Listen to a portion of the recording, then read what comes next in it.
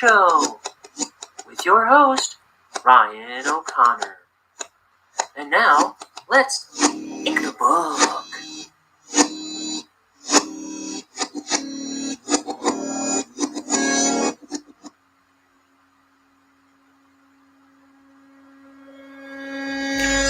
Hello, everyone. What the? Oh, gotta tighten it. Like every other show. So, I'm starting a new page. This morning, I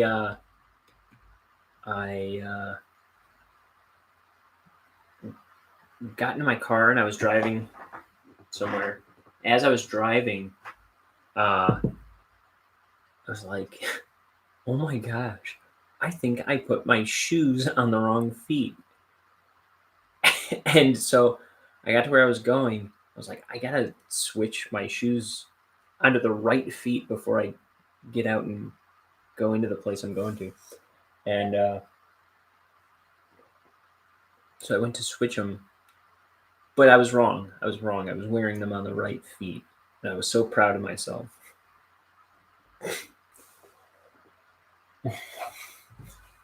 But yeah, I just ate a shipping container full of nachos because I have a death wish. Some diet, so much for dieting. But I was finishing up the big old thing I bought yesterday when I was out of town. Let's see. My roommates went on a trip today. They are... it's my buddy who's lived with me for 5 years and his girlfriend who now lives with us for the past year. She just got a new job. So they kind of to kind of like celebrate, I guess. She had the weekend off. He had the weekend off. They went out to Starved Rock, hang out and kind of celebrate. What else? So I'm just kind of cooped up in the house. And wait till you see the page I'm working on today. So I keep talking about how I always thwart myself by drawing bookshelves into scenes. And even worse, have to see all the books on this page. I just said that's a problem for Ryan later. And I just did bare shelves when I penciled this page, knowing that they had to be full of books. And the next page, look at this. So I still have to do all the books on this shelf. Wasn't I kind to myself? What a jerk. So that stinks. But I got all the books penciled onto this one. And later tonight I'll be doing the next one. Okay. Here's my brush. Gotta get a new bottle cap to pour my ink into. I gotta get a new cup of tea. I just finished this one.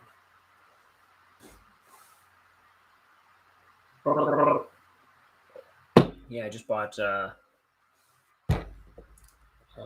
more tea this morning. So I was out of my my thing. The Tetley British blend, which used to come in a an 80 pack. No, it used to come in a 100 pack. Now you can only get it in 80 packs. Oh, you know what I gotta do? I just noticed this before I went on. What gives? It's so loose. Maybe I don't know what I'm doing. Maybe I'm just a ninny. Okay. I just noticed right before I went on that I hadn't done the panels, and I was going to do the panels off camera, but why bother doing that? I'm just going to do it on camera. And I just remembered I resized the Charlie on this other page that I have to ink still. Resized them down, I think, to about 80%, like I said. That was a good guess.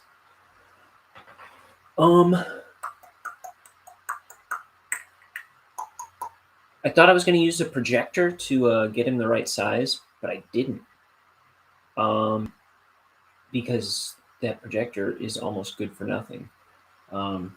It's more useful for enlarging stuff, but it wasn't what I needed.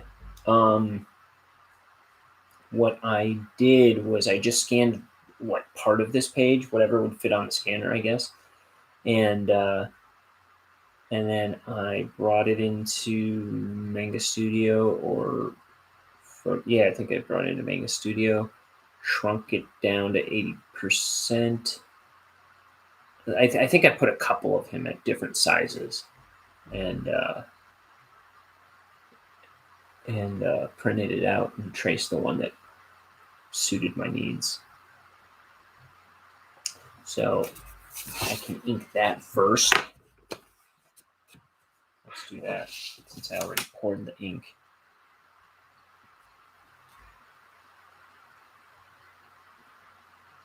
See, that would have been stupid if I did that on camera. Because oh man, I'm hitting my camera. That would have been dumb if I did that on camera. Because not only was my first idea a bust, it's like all this would have been happening off camera anyway. You know what I mean? On the other side of I guess I could swivel this camera around actually, but it wouldn't have been very entertaining. And you're like, but Ryan, you're always not entertaining. Yeah, well, this would have been worse.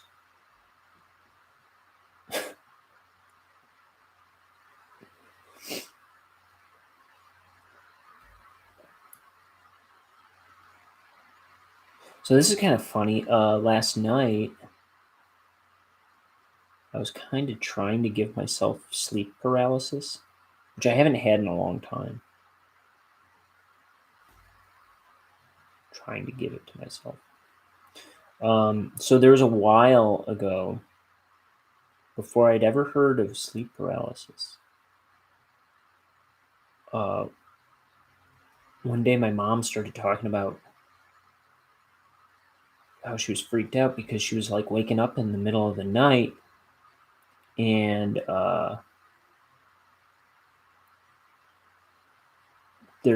she couldn't move, and it was really freaky, and then she finally would like burst out of it, and I was like, yeah, because my mom's kind of she can be kind of nut. Like she starts talking about aliens and stuff, and it's like, yeah, Mom, don't let the neighbors hear you talking like that.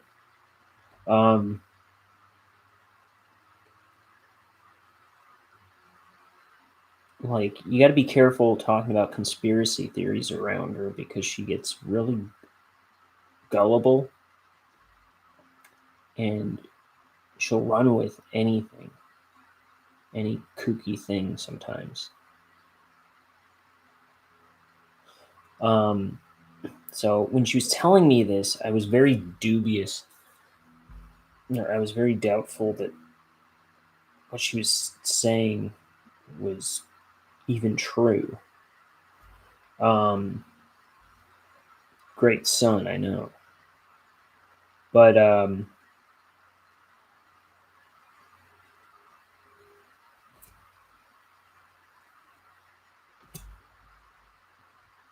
But then my sister started talking about it was starting to happen to her too. It was really weird. Like, it's happening to my mom, then all of a sudden it's happening to my sister after she finds out it's a thing. And I was like, well, that's really strange, because she is not the type to do that, to just believe and make stuff up and abandon logic and stuff. I was like, okay, this got interesting. And yeah, and then she was talking about how it was happening to her. And she was talking about it at school. She was the one that found out it was called sleep paralysis, right? And she was talking about it at school. I think she did she ended up doing a presentation on it because she did all this research to figure out what was going on. And it was like,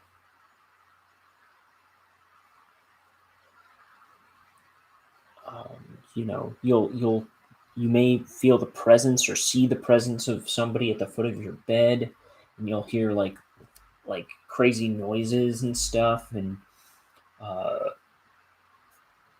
it's really terrifying if you don't know what's happening.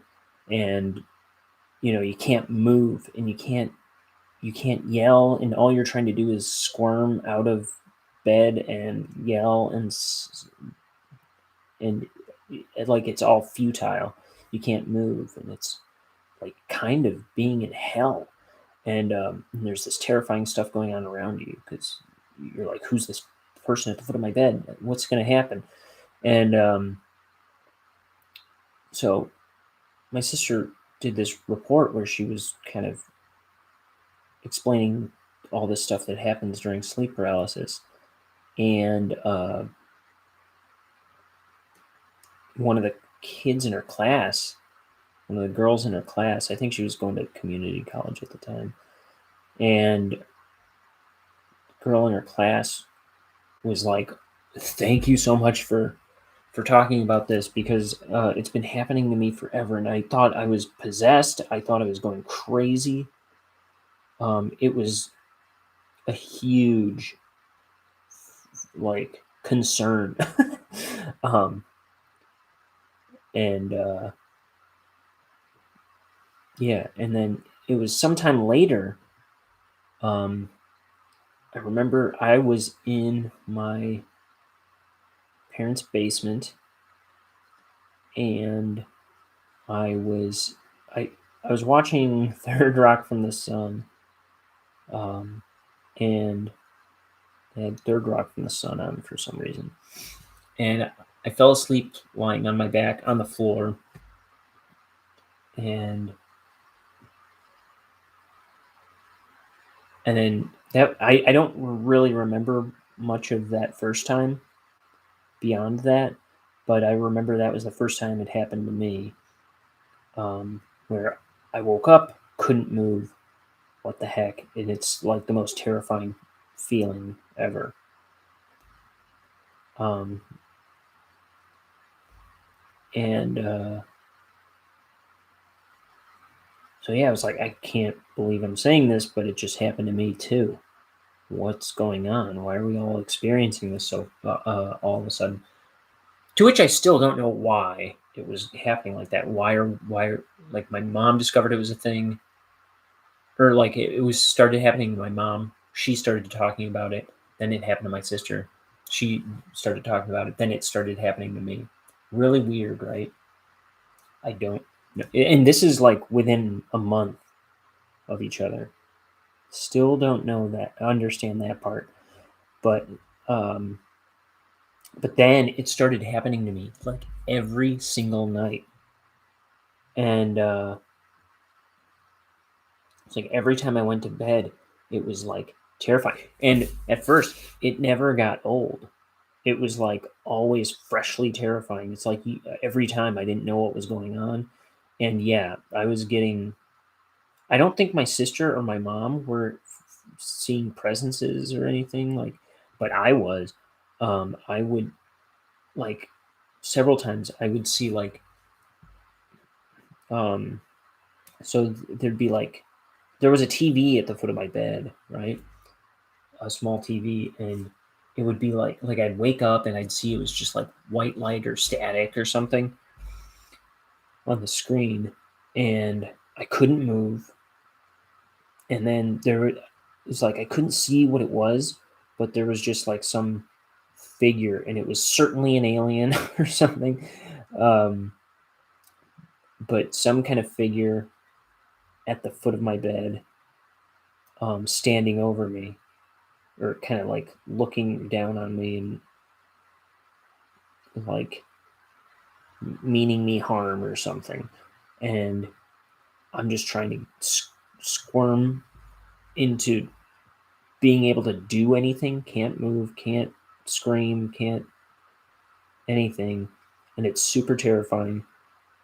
And then, like, and also every time I would have like this shrill, like staticky, like a plane engine taking off or something, like a plane taking off in my ear. And it was just horrifying, just horrifying. And then finally, like after what seemed like 5 minutes or something of just feeling this absolute dread, I'd like and like be freed of it, and then nothing was there. It was just my normal room. And then like I say, it was for a while. It was happening to me every single night, and it was always like brand new, because you're coming. What it is like it's like right after your body falls asleep, and then you wake up, but your body isn't up yet, kind of thing. Um, and it just messes with you. But let's see. So after a while, I realized it was happening to me every time I fell asleep flat on my back.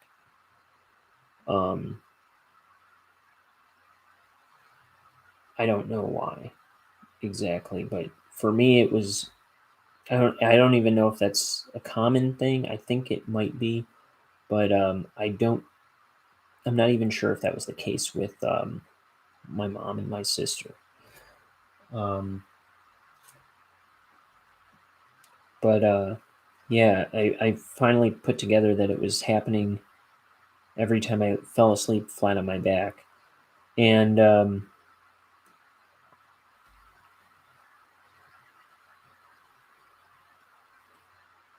uh, but after a while, it was just kind of happening to me all the time. But it was like, now that I kind of like figured it out a little bit more, was more familiar with it. It was like I would wake up, I wouldn't get the pardon me. I wouldn't get the shrieking in my ear anymore. I wouldn't get the figure at the foot of the bed anymore. But it was like I would wake up, couldn't move at all, and then I was just trying to wrestle out of it, like actively, like knowing what was going on, for like 5 minutes or something, and then finally break free of it. It was weird. It's like you feel like you're like bursting out of it, but I don't even think like when I finally like would like free it or break out of it, I think it would just be like, okay, it's gone. Like it wouldn't even be like a, it would just be like, oh, okay, I can move now. But it was weird. And then it stopped happening to me for a long time. But now, I mean, but still, every once in a while, I'll wake up having fallen asleep on my back. Pardon me. I'll wake up having fallen asleep on my back and not be able to move. And it doesn't last very long when it happens now. And for some reason, that popped into my head last night before I went to bed. And I wanted to lie flat on my back, I think, because, I don't know, I get so uncomfortable lately for some reason. Lying down, I cannot get comfortable. And lying on my back just seemed to be the most comfortable thing. I was like, I wonder if I'll have the sleep paralysis thing. And I was kind of like curious to see if it would happen. And I did wake up in the middle of the night. I actually, it was probably like moments after I fell asleep. Moments. It was probably like half an hour after I fell asleep or something. I woke up and I couldn't move for like, I don't know, maybe 30 seconds. It was nothing, but it like not freaky at all anymore. But yeah. So that was that's my experience with that. I may have talked about that at some point. Probably not in that much detail.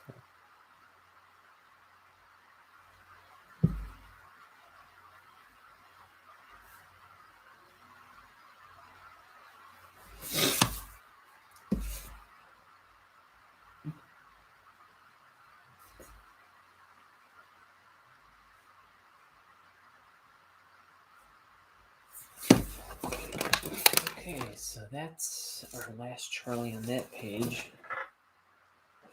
I'm gonna put that brush down. We're gonna get out the old ruler, the old inking ruler. Where did I put it? There it is. Wait, I just grabbed the same page? What a dingus. This one. Okay, I'm gonna, before I start that, I'm gonna hit the heat up button on the old T. Okay.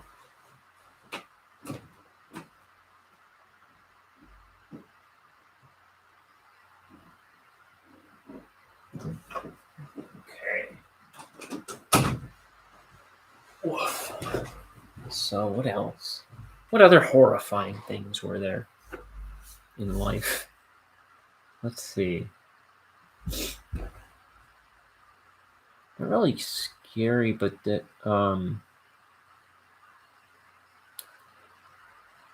there was a thing among my brothers and sisters growing up where especially when there was a babysitter, which was usually one of my cousins babysitting us. But usually when one of my cousins would babysit us, one of us would end up sleepwalking. And not like just being silly kids pretending to sleepwalk, like just goofing around or anything. One of us would really end up sleepwalking just about every time. And the weird thing about it, hold on.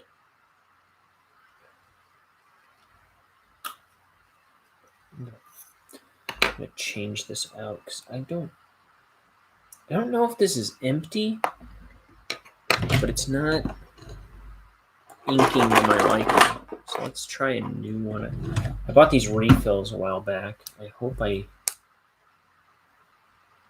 can pull this off. I mean, I hope it works for me. I don't think I've done this before.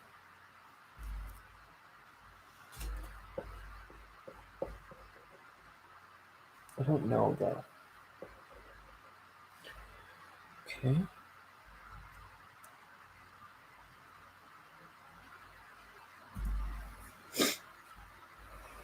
Yeah, the weird thing about when we would sleepwalk was it always seemed to involve the bathroom somehow. Like we'd always sleepwalk to the bathroom, or like somebody. And this is me and the oldest of my brothers and sisters. Um, when we were young, like maybe we'd like come out to the living room and wet our pants or something, or like, or our bed had been wet or something like that. It just always the bathroom always seemed to be involved whenever we would sleepwalk.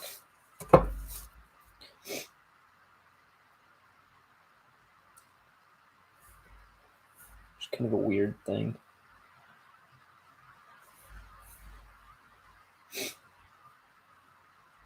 And I remember like we would always be like a when those cousins would visit, we'd always be like looking out for aliens and stuff too. It was just two kind of recurring things. Maybe that had something to do with it. We were always talking about aliens when they were over. At least I recall that happening several times. Maybe not all at the same times. You know what I mean?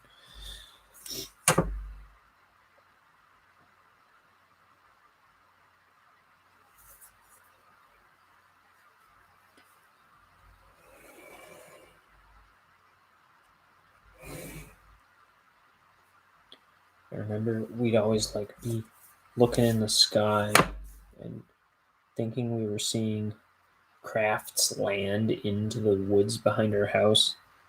But it was, you know what it was? It was just like a plane in the sky flying by. And as it goes further into the sky, you see it kind of like dipping behind the horizon of the trees, you know? Does that make sense? Like it's not lowering into the trees, it's just going farther away. And the end of the sky is like meeting the trees, the treetops. If that makes sense. But you know, we wanted to see something strange and eerie.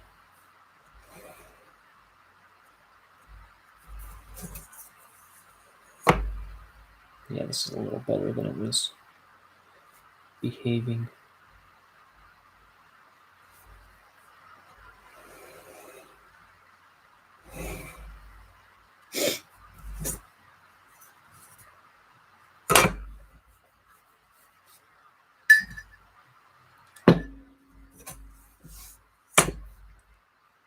We were all kids with overactive imaginations back then. I think, you know, I could be wrong. I don't know. I don't know a whole lot of kids these days, but I feel like, you know, they rely less on their imagination these days.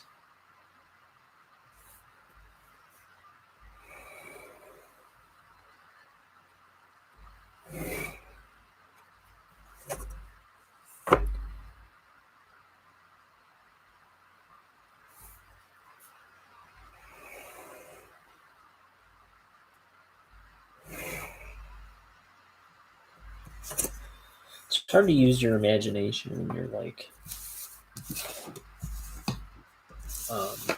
just watching stuff on screens all the time.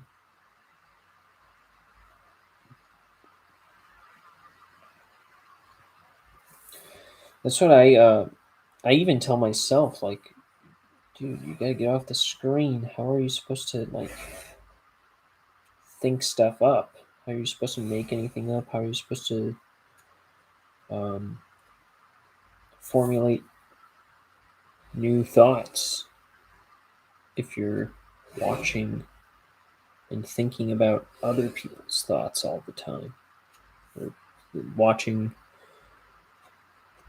or looking at, you know,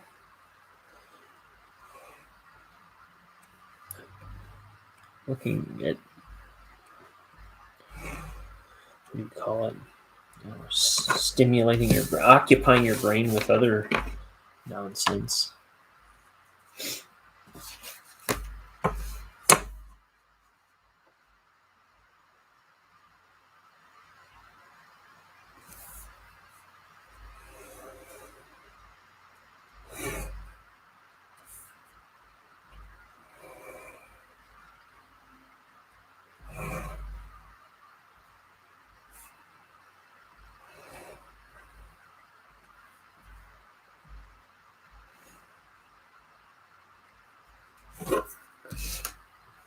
So yesterday, oh, by the way, after half an hour, my name is Ryan O'Connor.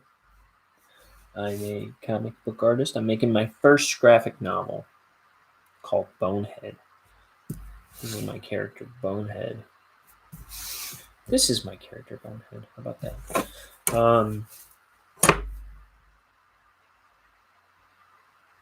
It's a story about this guy, this little skeleton who works at a poison factory. He is trying to get his life together. So he's trying to get a promotion. He's going to ask his girlfriend to marry him. And then he finds out that the poison factory he works at is going to be closing its doors, and he'll be out of a job. And he doesn't know how to do anything else. So he finds out about this top secret project that's allowing the bosses to close the factory. So he steals it so they can't close down and he won't lose his job.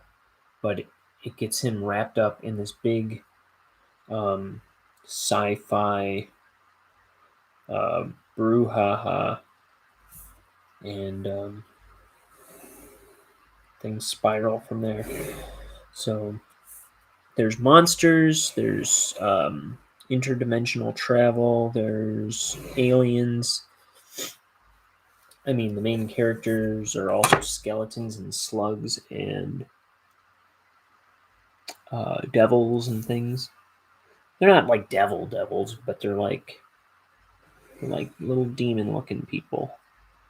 And that's just the population of the city of Necropolis where this story takes place. But it's a lot of fun characters, I think. And Bonehead's girlfriend is a little ghost girl who's a waitress. She was in the last scene.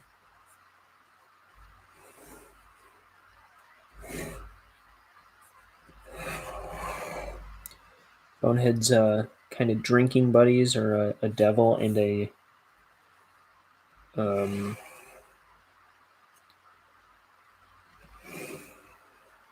fly guy.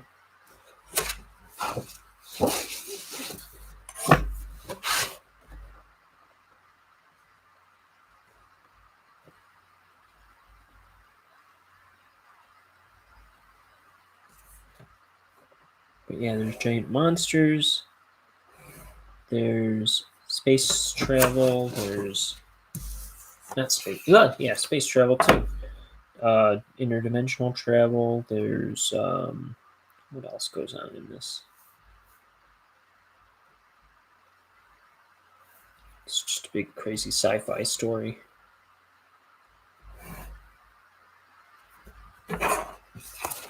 With fun characters.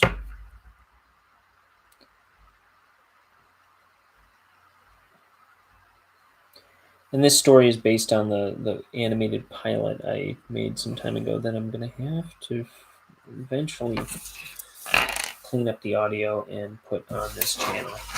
I made a 16-minute animated pilot that I've yet to post anywhere 2 years ago.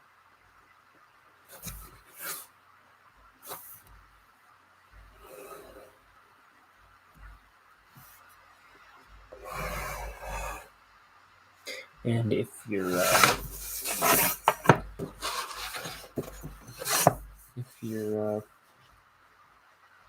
if you saw the camera move, I'd say go ahead and take a shot because I just hit my head on the camera, which I seem to do at least once a stream.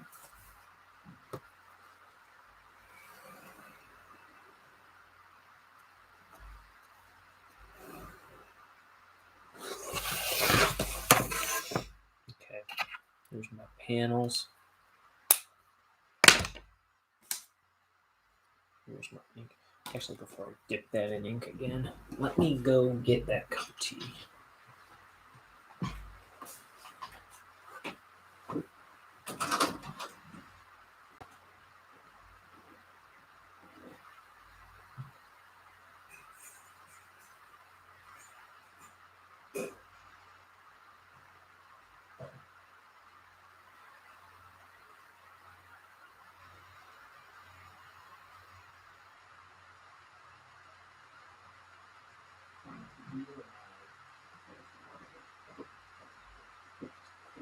Good to be alive when you got tea.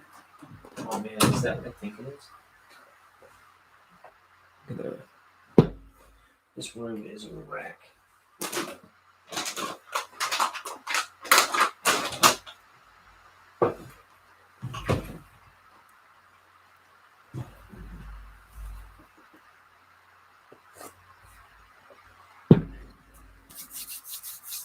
Okay.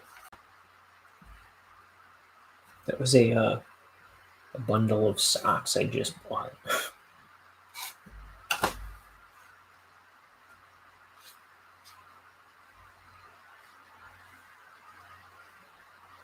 Just sitting on the floor.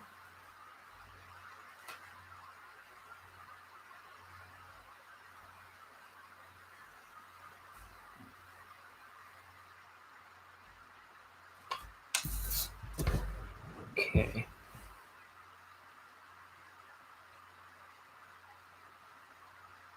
What other freaky things were there as a kid?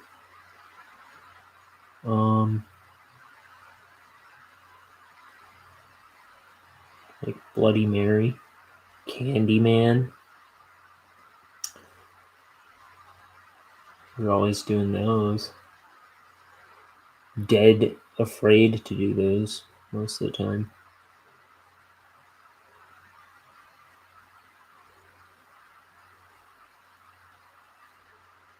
Ooh, Ghost in the Graveyard. Remember Ghost in the Graveyard? That wasn't so freaky. That was fun. How do you play that? Like, you have to run around the house. I think we used to have to run around the house and not get caught by ghosts. Like, whoever was it was the ghost. And you'd have to not get tagged by the ghost. I think there were usually 2 ghosts.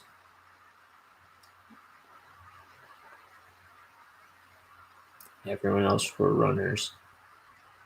And the runners couldn't get tagged by the ghosts. Or they'd be it. I think that was it.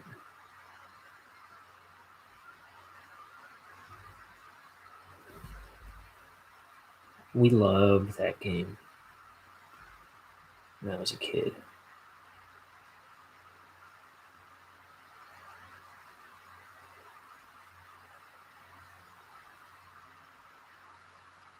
At least I did. No, we played it all the dang time.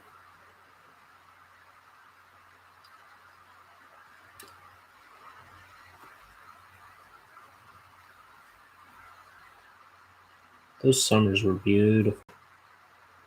We'd be catching frogs all summer long.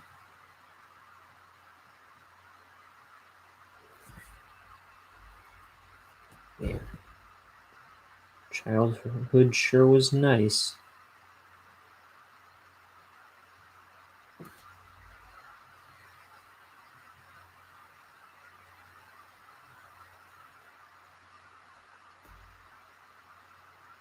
We'd always be building log cabins out in the woods behind our house.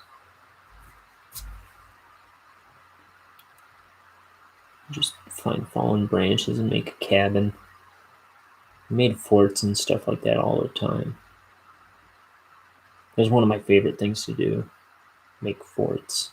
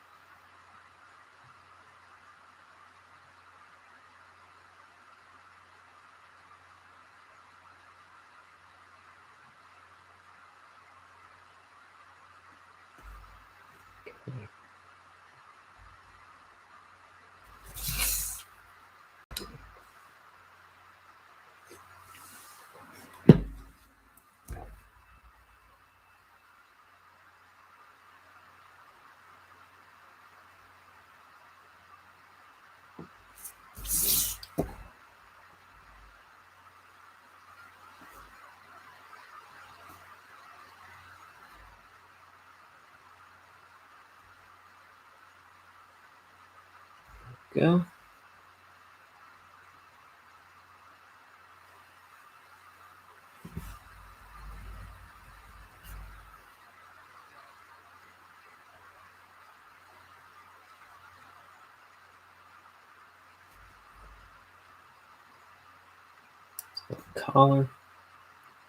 Collar, tie.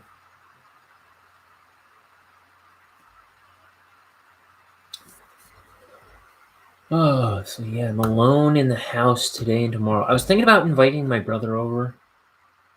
Maybe I should. Let me see.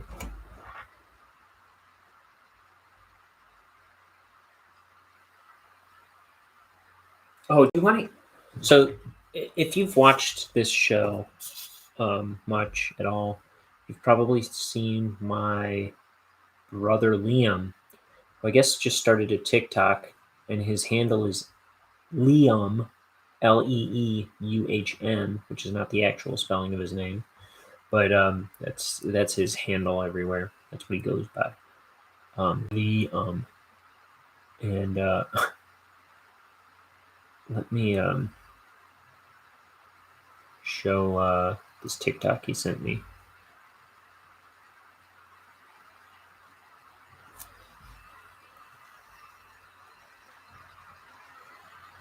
Hello.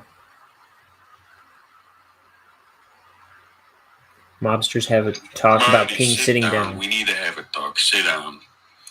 There's been talks around the office that you're sitting down while peeing again. Boss, what are you talking about here? Yeah, I like to What are sit you down talking and pee. about? What are we talking about here? You sitting down while peeing? That's what girls do. You know what? No, don't Oh, even. come No, let's on. not even. Bullshit. See, because now you're talking over Bullshit, me. We're not Marty. even gonna get. You we're not just, even gonna yeah, get- yeah. we're I not am even gonna gonna- talk. You don't want to Listen, listen. here No, we you go. don't want to listen. Yeah, Now it's better than you're sitting saying down that it's and better to standing sit up. down. What are you, a girl? Look, this is the It's better than We can't be sitting sitting up. down. What am I gonna stand there, Sit sitting over the down. seat? What are you talking about, idiot? I hate you. What do you mean, bendy? Well, look. The point is this. Oh, I dude, prefer to sit yeah, I down. am going to talk. I'm still going to talk over you. You're talking We over can't me keep having again. this argument. Can't hear you. We're just going to argue about this forever. I'll shoot you in the head if I see you better to sitting sit down. down while taking a piss. What are you insane? I hate you. Oh, don't give me that shit. You're I'm a gonna fucking pull on you.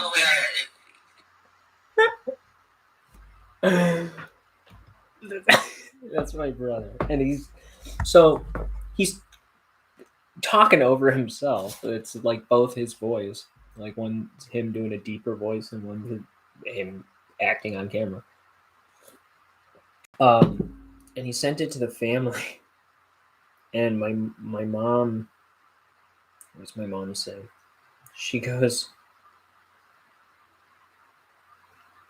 "Funny, who's the guy that's talking to you?" Liam goes, "My boss." And she goes, "Who's the actor?" He goes, "Forget the name, but he was in The Godfather, I think." And eventually he goes, "I'll let you in on a Hollywood secret. It's me." But it's my brother Liam. My buddy Liam, too. But yeah. Let me see what he's up to.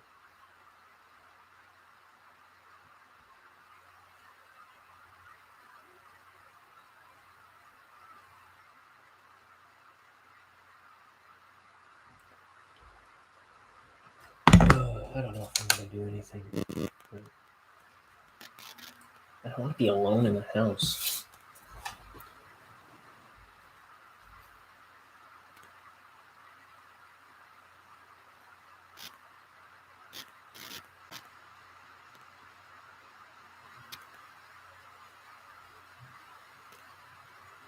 I know that he usually does, him and my other brother and some of their buddies, they go and do like a touch football game every Sunday morning, just for fun.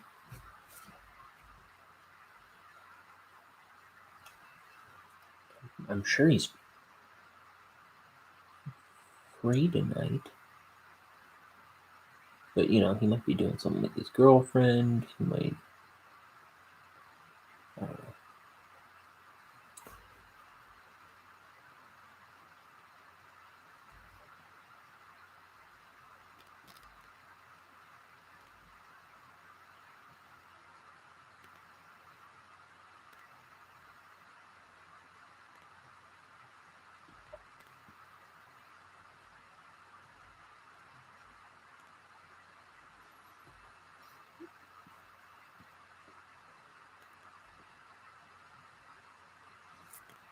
So he's the youngest of my three brothers, and he was always taking acting classes and stuff like that. He works at a radio station part-time. He works with my dad painting houses part-time.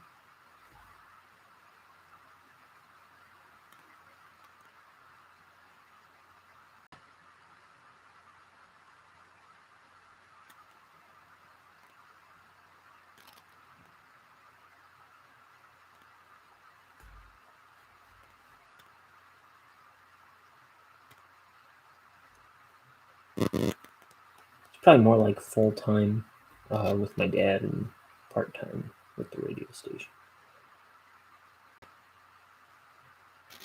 Or something, I'm not sure exactly.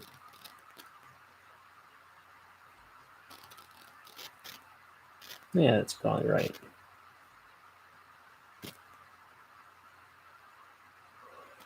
Mercy me.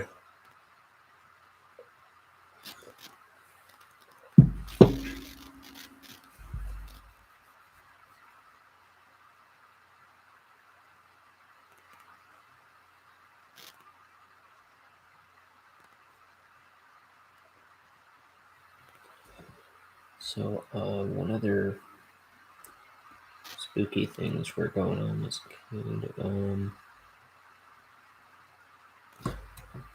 My parents' house before the one they live in now,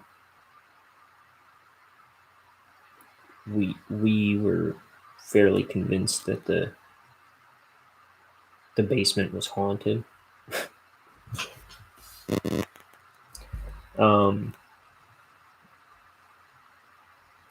It was weird. There, like, weird stuff would happen all the dang time. I don't remember everything, but the most notable thing I remember was like pictures would. This happened on multiple occasions where a picture would like just come off the wall and hit the floor and slide across the room. Or yeah, like not just land even. And that's what happened several times. It would slide across the room. Kind of strange. That they would just randomly fall. The nail would still be on the wall. And it wasn't like it was the same one that it happened to. It was different ones. I don't know. It was kind of creepy.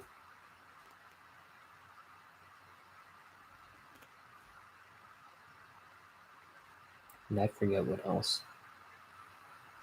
But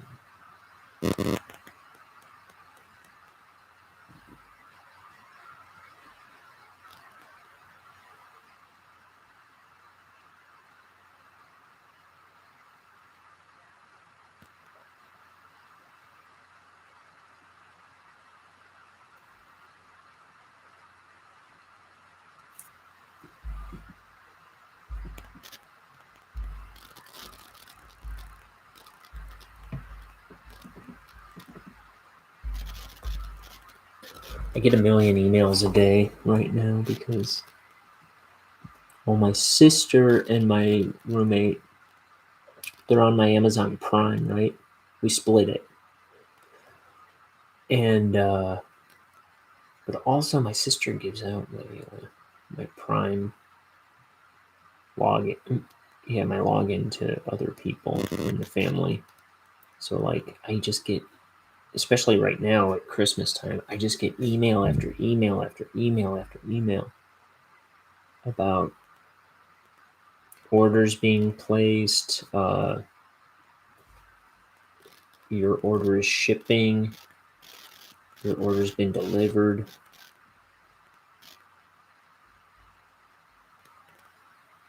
That's going to be a tangent. I got to figure out what to do there.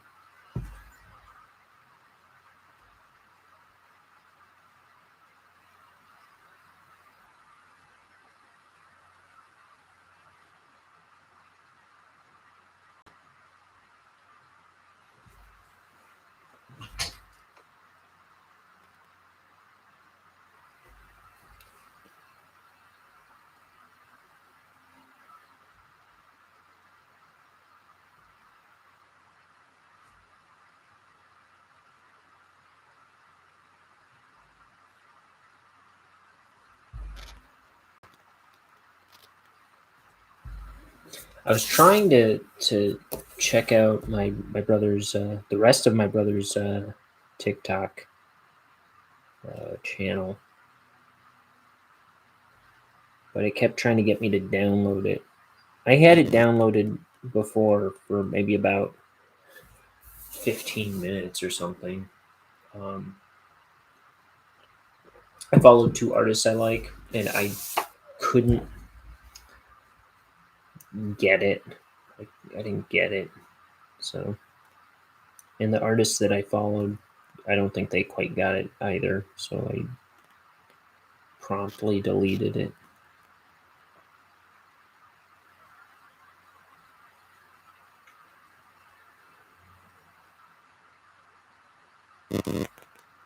I wasn't really looking to download it again today.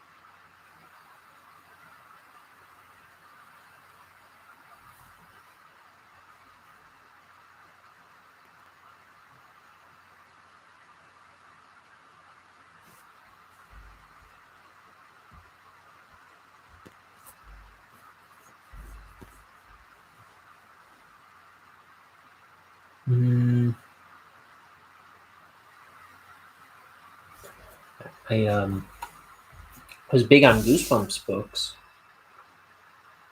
when I was a kid. I've talked about that before. Let me see right here. I got whoa Tim Jacobus's signature on a print of The Abominable Snowman of Pasadena. Actually, I was just looking into. Remember back in the day, in the height of Goosebumps books, they did like a little autobiography on R.L. Stine, and it was called "It Came from Ohio." My life as a writer, or something like that. It was about maybe a little thicker than the typical Goosebumps book. It had pictures and stuff in it. I remember checking that out from the library, and I read that thing cover to cover. But I always wanted It Came from New Jersey, My Life as an Artist, the one about Tim Jacobus, and I never read that one. I came across it at there was this store in Dreamwood. I guess it was in Schaumburg, technically, the next town over. But when I lived in Streamwood, there was this store called Zany Brainy, which was really cool. They had all kinds of like, I don't know, like creative learning toys and fun stuff for kids. They had a book department. They had like all kinds of gadgets for kids. I don't know. It was just like fun, interesting toys. Let me see. Let me see if I look it up because I'm pretty certain they don't exist anymore. Zany Brainy.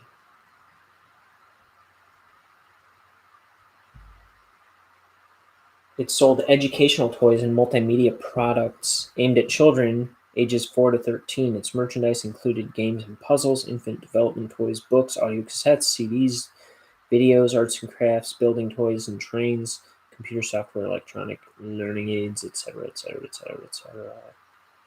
Founded 1991, defunct 2001. Yeah, that's about right.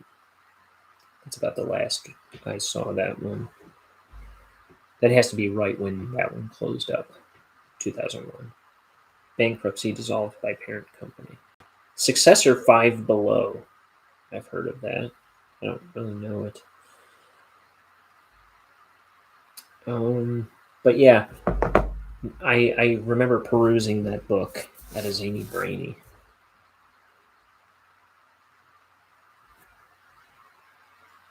What was that other place in that area?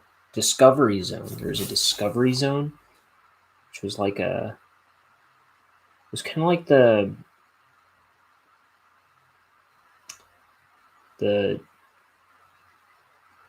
what do you call it? Like the playhouse or whatever in Chuck E. Cheese. The play pen or whatever. It was kind of like that. Like the whole place was kind of like a big one of those. And it was kind of more obstacle coursey, if I recall.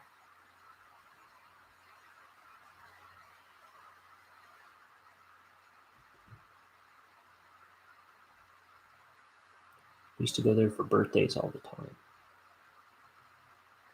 I wonder if that's still a place. I sincerely doubt it. It's probably got eaten up by Epic Air. Let's see, Discovery Zone. Just out of curiosity. An American chain of entertainment facilities featuring games and elaborate indoor mazes designed for young children, including roller slides, climbing play structures, and ball pits. It also featured arcade games. A talking robot character named Z-Bop, I don't remember that, served as mascot to the chain, which was founded by Ronald Nash. Let's see. Founded 1989. It specifies 32 years ago. Defunct December 2001. Same time. Yeah, it sounds about right. Successor Chuck E. Cheese. Okay. What did I say?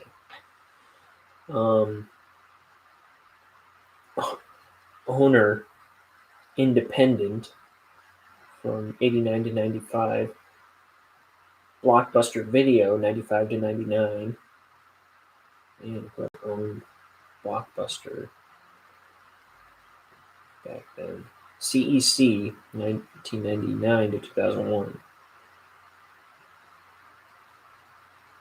Discovery Zone was also notable for being the first corporate sponsor of the PBS children's program Sesame Street. Interesting. Anyway, I got a page to ink here. We're an hour in. I have one panel mostly done. Now, I also inked a bird and did the panels, but still.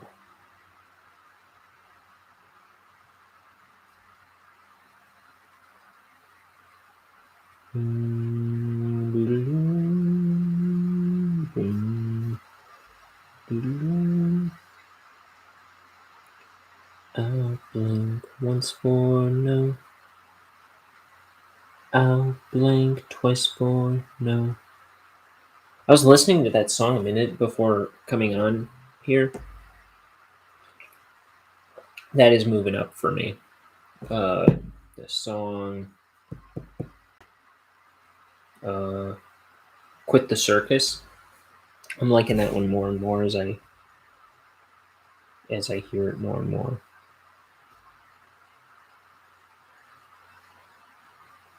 It's got, I think I put it behind Lord Snowden. And I think even at the time I was like saying on the stream yesterday that I would probably, like, I could have gone either way on those two. But I think if I made that list again today,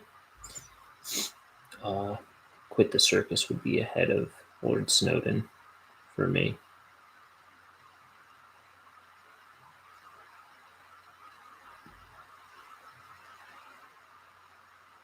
Yesterday I was ranking the 15 tracks on They Might Be Giants' new album Book. Yesterday was the official release date. And I ranked the first 10 tracks, the lowest 10 tracks, and then the stream kind of crapped out on me. And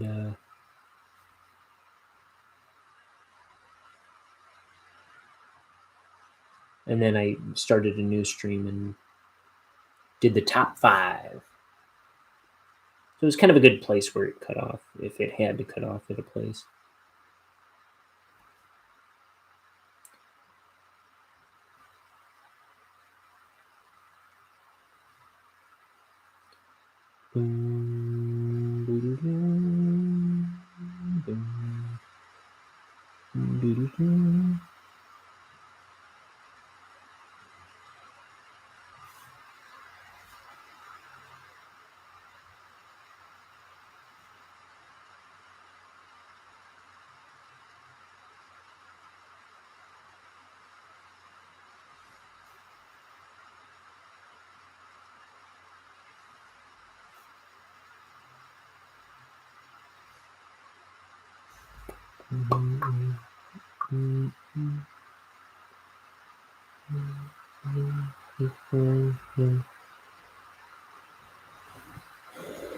You hijack my thoughts every single night.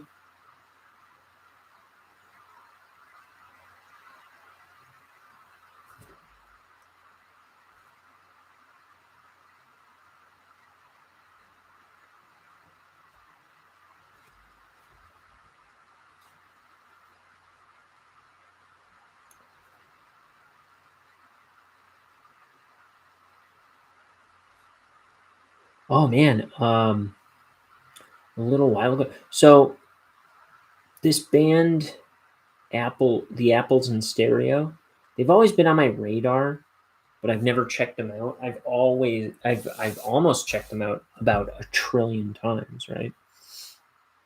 And I had a million reasons I wanted to check them out. Well, I know they were loosely associated with Neutral Milk Hotel, which I mostly know 2 songs of, but they're 2 of my favorite songs, and that's King of Carrot Flowers and In the Airplane Over the Sea. And I knew they were associated with that in some way, shape, or form. But also, I knew the song that they did for the Powerpuff Girls. They were one of the Cartoon Network Groovies back in the day. They did that, like, the Signal in the Sky song. Power, super power. Signal in the sky, oh. It's when you know that you have to fly, oh. Well, I went to listen to their top tracks on Spotify today, And the first one was an instrumental. I may have listened to it another time, and instrumental. I just was like, yeah, it doesn't really give me a strong gauge of what they are as a band, right? Necessarily. And then the next song came on. It was called "Strawberry Fire," and oh my gosh, when it came on, I thought it was the Beatles, which it's clearly what they're going for. But man, it was good. I liked it.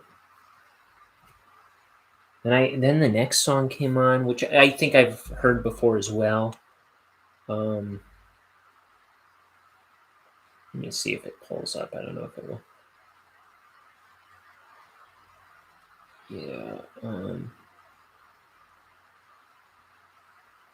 Oh, not trying to play it. It's called Energy. And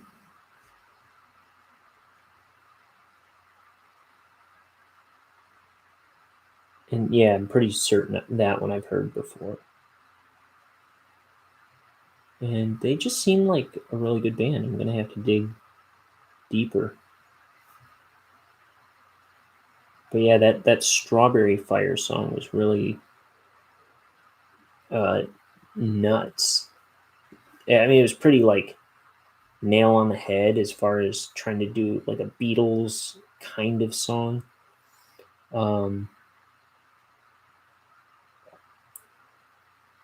Which I was like, why would you do it that explicitly over the top, like we're trying to be the Beatles? But then I was like, why not? What's wrong with that? It's an original song. I don't know. I really liked it.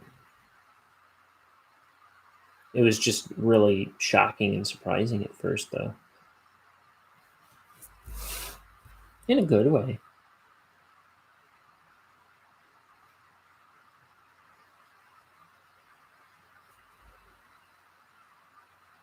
Let's go.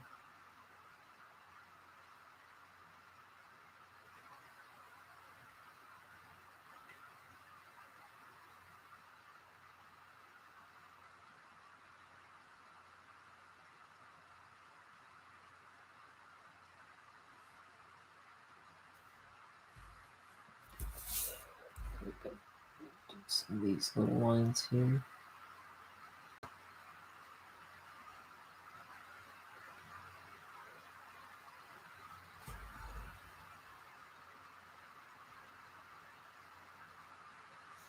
You could be more help, but you don't help a lot. Scarecrows only work in the night. Man, I am singing rough. Lately, like, I used to be able to sing better. And lately, I feel like every time I'm singing in the car, I'm like, woof.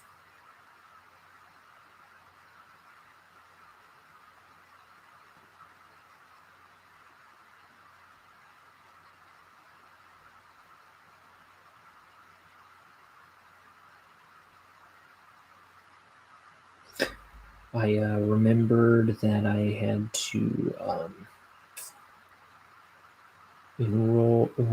sign up for my. I had to like renew my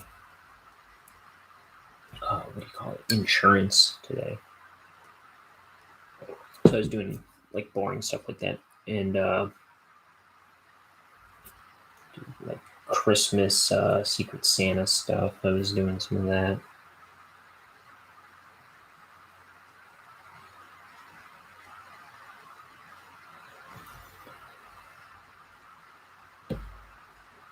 I was just dragging my butt this morning. I mean, I was up at 6:30. I was out the door by 6:30. But when I got back home, it's like I was just not ready to start anything. Took me forever to draw one guy. Oh, yesterday I said I probably wasn't going to post anything because it was getting late. It was like 1 a.m. when I wrapped up my stream, and I hadn't drawn any sketchbook thing yet. So I was like, with apologies, I probably won't post anything. I did post something, though. It was a drawing that I had already done but hadn't posted yet. I showed it on this show last week, maybe. But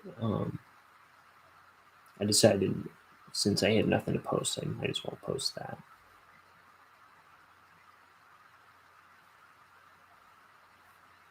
It was the conjoined twin guy in his underpants.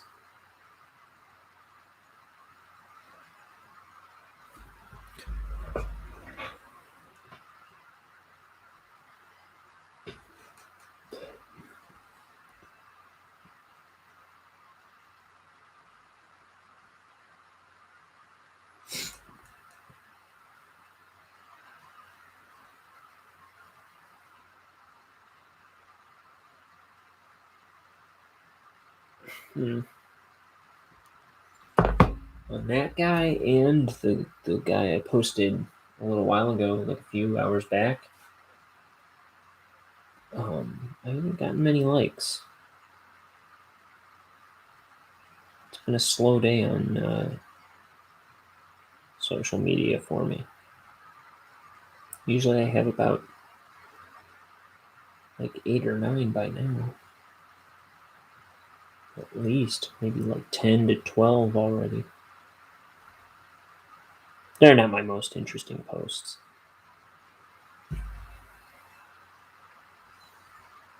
I've got a few loyal followers who seem to like everything I post right away, just about. And that makes me happy. So I gotta start talking about this Ink the Book show on Instagram.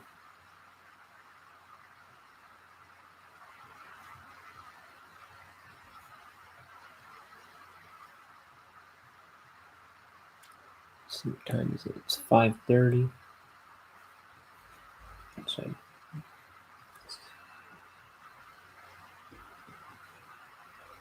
let's assume I'll finish this page at 7:30.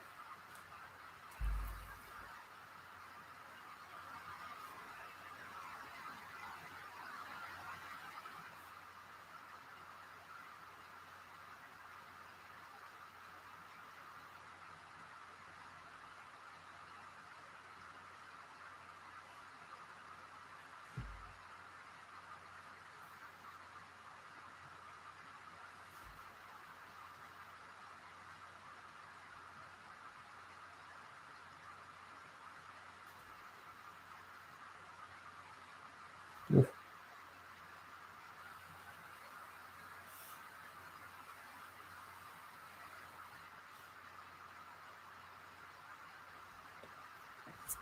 Okay, so here's the end of the desk.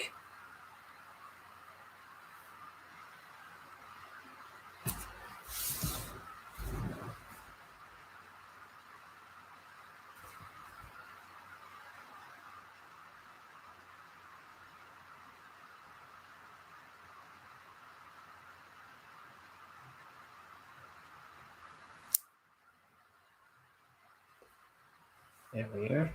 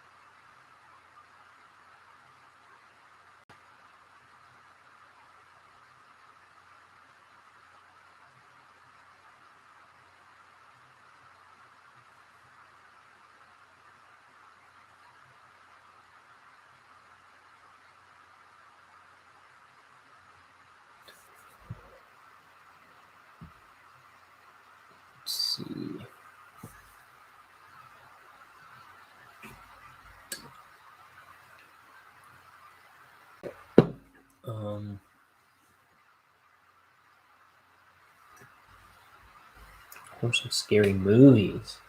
I've talked about. Well, I went to the theaters with my sister and my buddy to see Sixth Sense when it came out. So everyone was talking about it. It was like everybody was talking about the big twist ending, and we got into the movies, the theater, like a few minutes late, like just as that first scene was ending.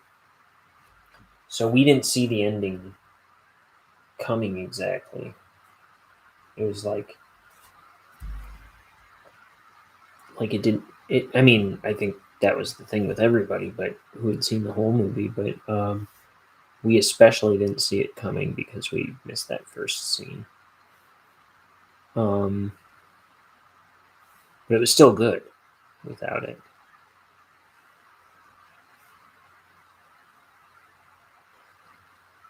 And I've talked before a bit about how there's this Kevin Bacon movie from about the same time that was kind of similarly freaky to Sixth Sense. I think it got overshadowed by Sixth Sense. It was called Stir of Echoes that I really liked a lot, and I've got to find that movie because I want to watch that. Maybe that's what I'll do tonight. Stir of Echoes. Blue-collar family man Tom Witzke, Kevin Bacon, scoffs at supernatural phenomena until he lets his wife's sister Lisa put him into a hypnotic trance. Upon waking, Tom realizes he has a psychic connection with his son Jake. He also has alarming hallucinations of a missing teenage neighbor named Samantha.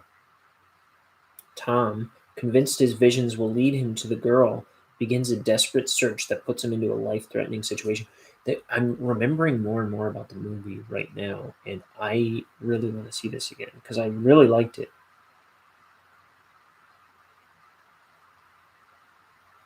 Let's see, streaming.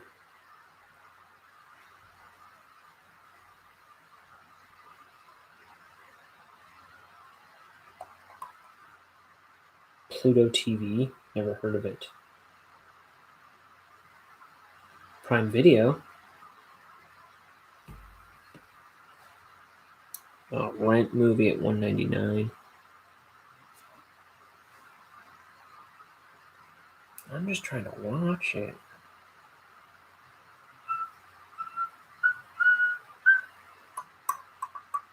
Oh, is that what TV Guide does now? It tells you where to stream stuff. I thought they were obsolete. Good for them making it work. Okay, well, we'll figure it out. Worst comes to worst, I'll watch it for $2 at on Amazon Prime. I just assumed there should be a place I could watch it. Well, not assumed, but I was just hoping there was a place I could just turn it on.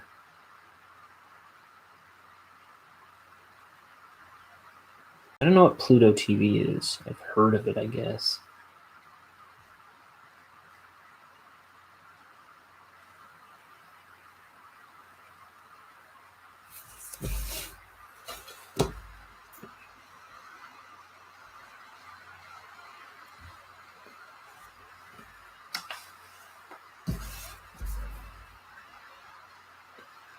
And I think I've also talked before about how I watched The Exorcist when it came out on DVD. It was a big deal. Everyone was talking about how it was like the scariest movie ever, and it was finally getting a DVD release or a remastered release or something. And they were adding scenes to it, like cut scenes to it. And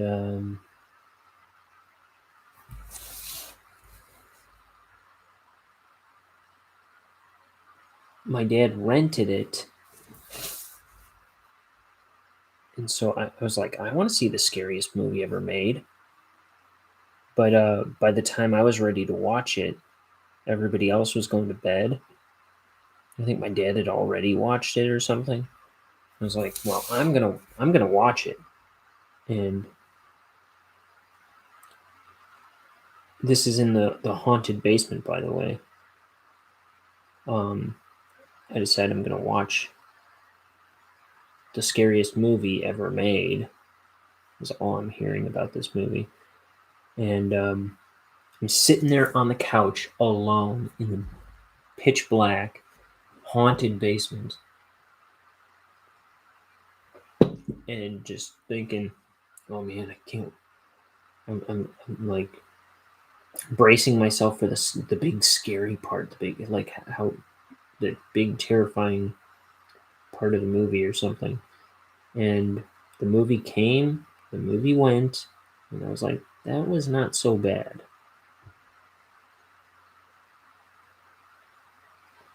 That was not as insane as everybody was making it sound.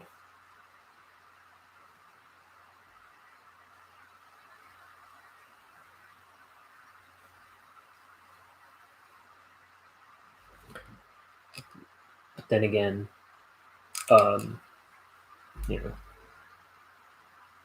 know, early on, my dad always used to put on like Child's Play or Freddy Krueger or Jason or whatever, like all those like classic '90s horror movies, '80s '90s horror guys. But he had like going on 4 kids at the time. I'm the oldest of 7. He had going on 4 kids at the time, and so he kind of he wanted, like, I don't think I was all that particularly afraid of scary movies at the time anyway.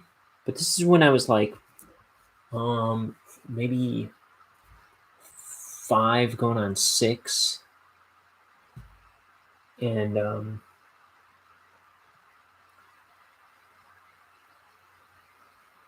I think if I was scared of any of those movies, it was kind of like, I'm supposed to be scared, so I'm like, Chucky. But I don't think I was all that. I think I was more like thrilled and entertained anyway. But Leprechaun, that was a big one at the time. But my dad, so we wouldn't be scared, he like showed me. He put on the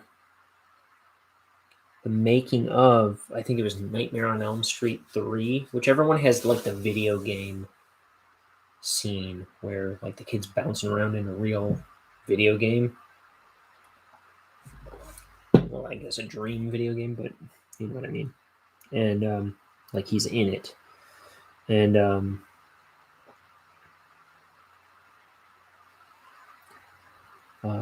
he showed me like the HBO or whatever it was had like a featurette after the film on like the special feature or the special effects in the movie, and my dad like made me watch it so I would see that it's like all fake. It's just pretend. And I think especially from then I would think about like when something was scaring me in a movie, I would kind of be like, well, it's just like tricks like that.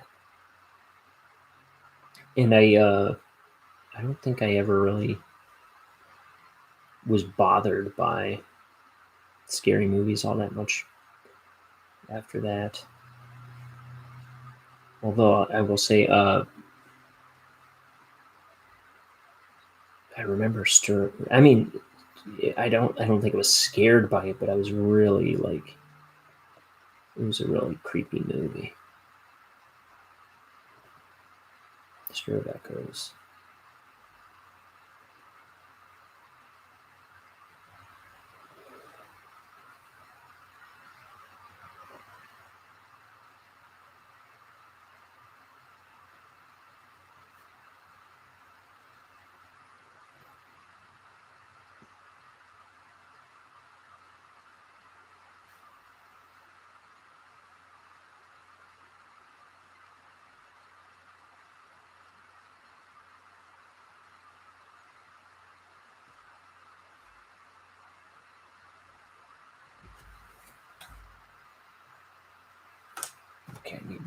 rinse the brush out.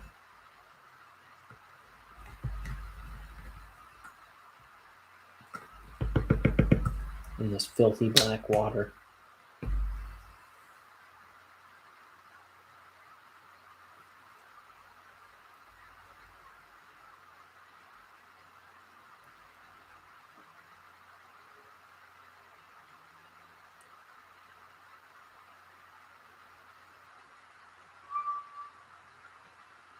Yeah, that's a point.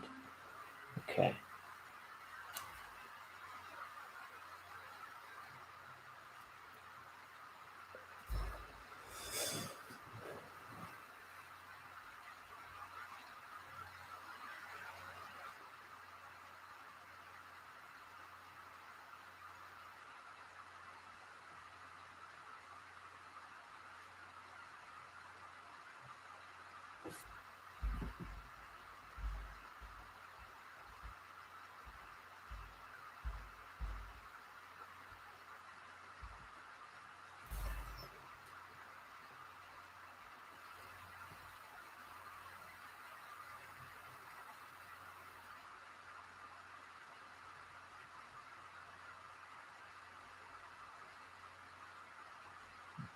My face. See my face?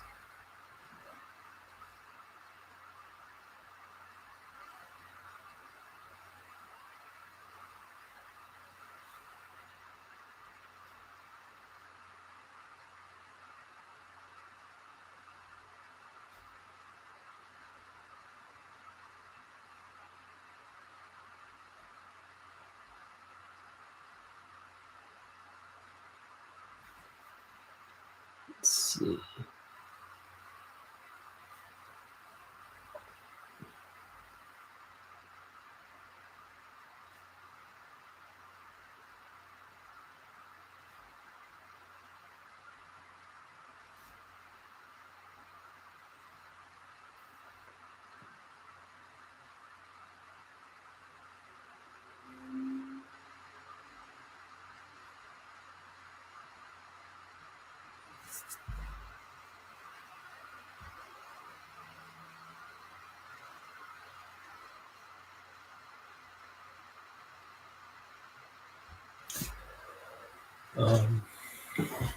What else was freaky?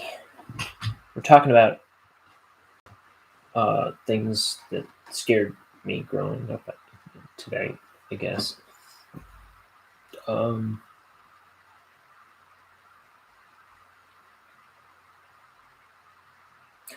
remember there was a time where I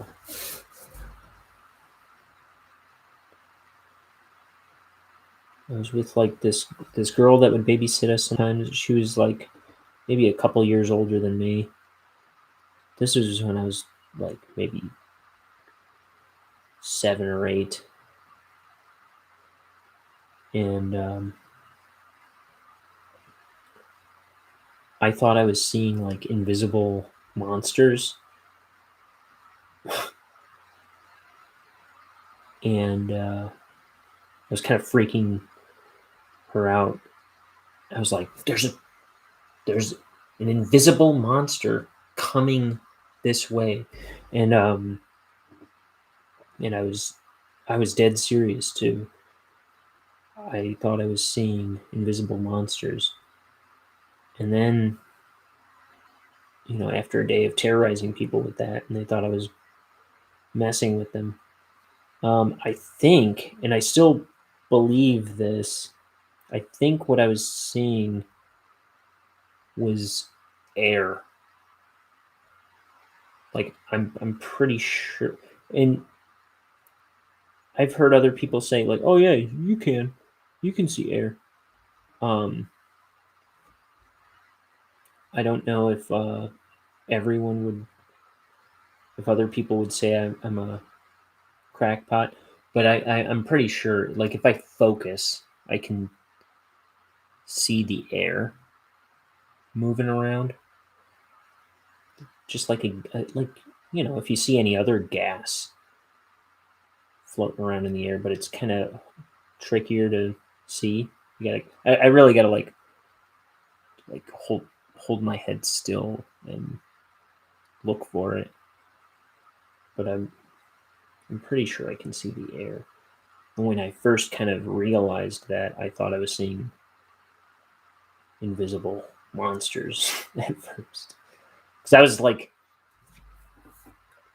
assigning shapes to it. I was just seeing what I wanted to see, something scary.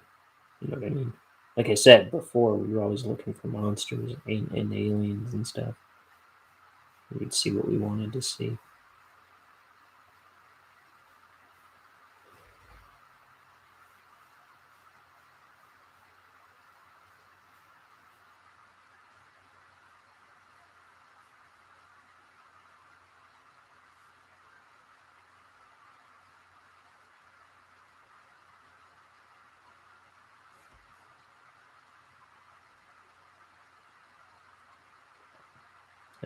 You think I'm full of it? Think I'm mistaken? Let me know.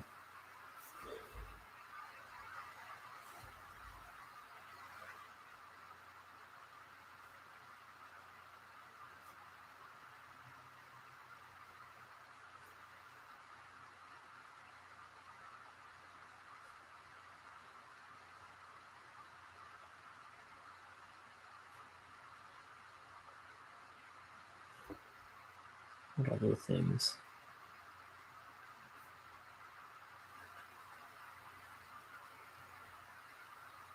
Oh, Unsolved Mysteries was big. And I think that was kind of what got me looking for aliens and stuff all the time. I really think that had something to do with it. Unsolved Mysteries with Robert Stack. Tonight on Unsolved Mysteries. That guy was cool.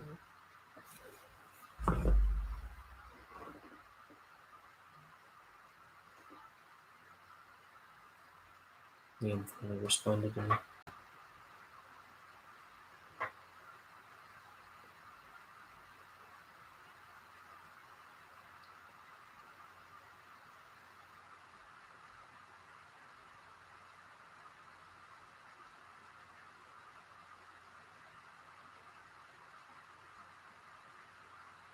If you wanted to come over.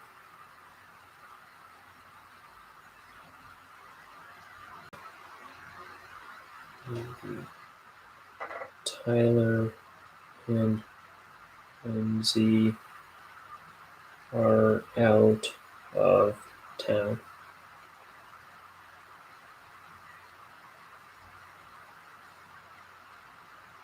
Just inking now. Okay. Yeah, I don't want to be alone in the house if I don't have to. But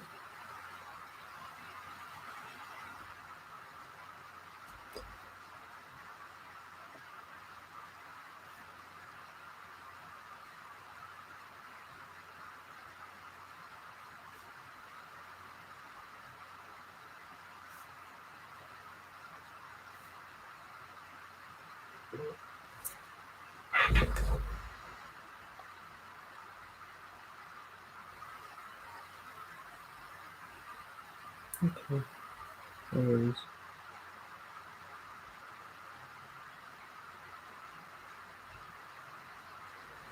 He's going to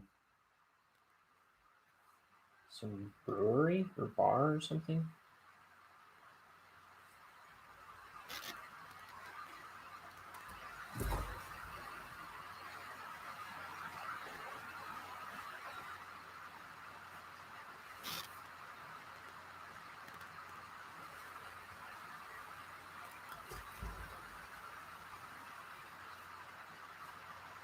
With his buddies.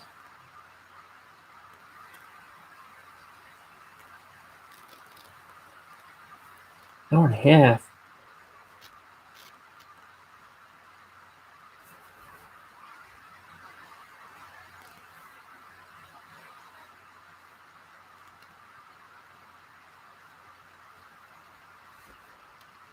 one arm behind his back as he paces.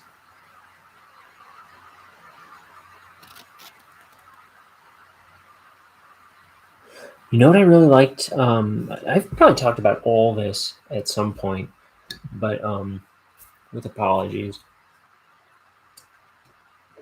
But honestly, ain't nobody watching all this anyway. So anyway, I was really into the Bailey School Kids.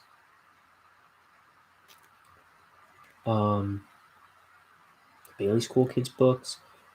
It was like Cyclops doesn't drive school buses or something. Let me see, Bailey School Kids. It was like a book series by Marsha T. Jones and Debbie Dady.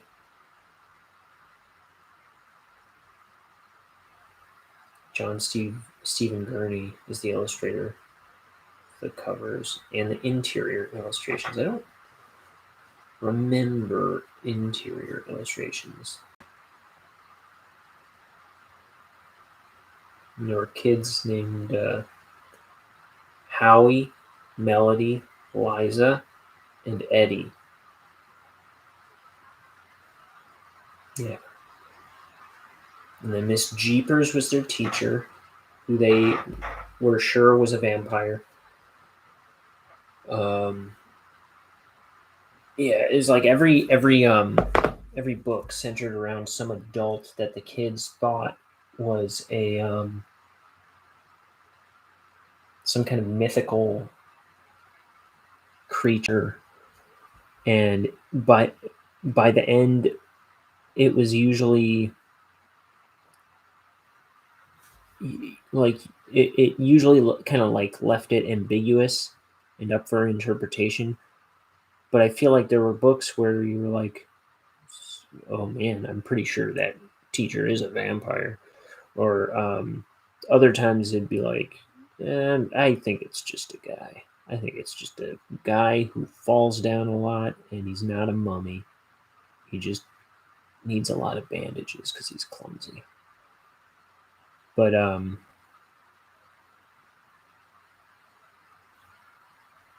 yeah, they were fun books. They were like little mysteries, but they didn't exactly get solved by the end. It was just kind of like, you be the judge. Ooh, Banicula. I think that was kind of the same in that I don't think it was ever explicitly stated that the rabbit was in fact a vampire rabbit.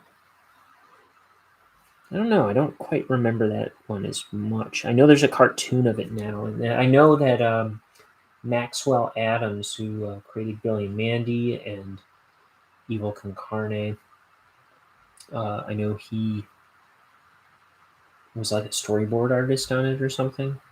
He worked on that, but I haven't seen it.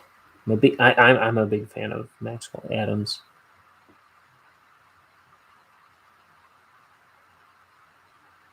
Ooh, his Kickstarter that he did like a number of years ago, that broke my heart. He crowdfunded. It was basically like a pilot for a puppet. It was like a zombie post-apocalyptic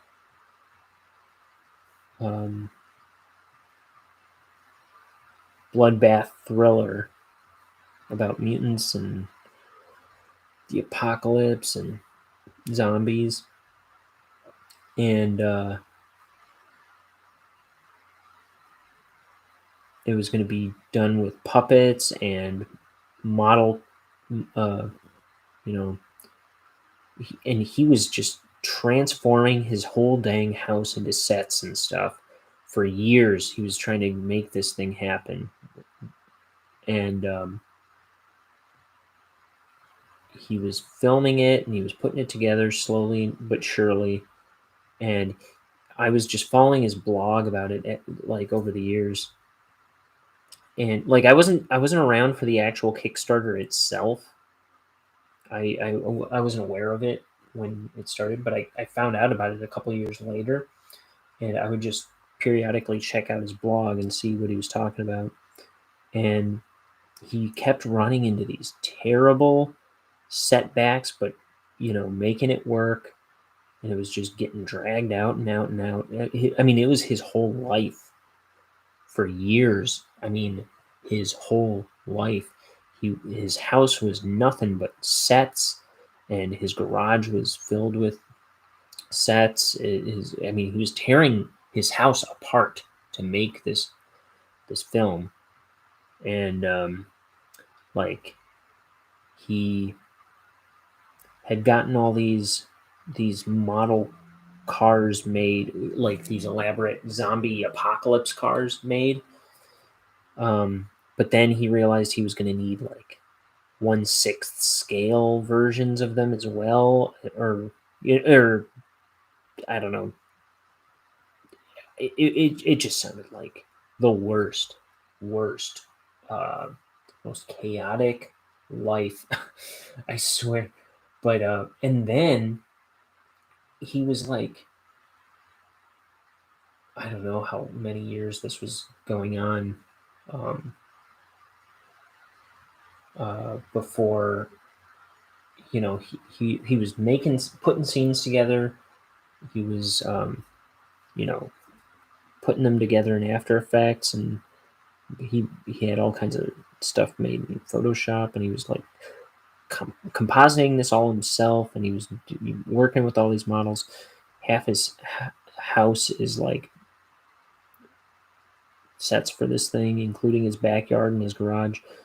And then he finds out that like half the actors in this, because there were live action actors in this as well as puppets, and I really wish he didn't do this, but I mean, I really feel like there had to be a way to get around it. But some of the actors were like Actors Guild actors or something like that, and then other actors were like with some other organization, and I guess you can't do that. So it was just gonna like wreck like he I forget, he explains it in his blog at some point, but it was just like it was gonna be too tricky to maneuver, so he had to scrap the whole project.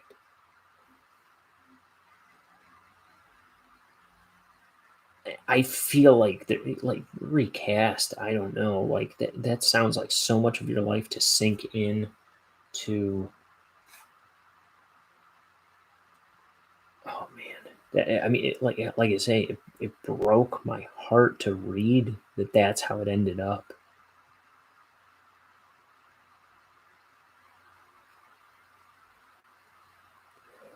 Greg Eagles was going to be in it, who did the voice of Grimm on Billy and Mandy.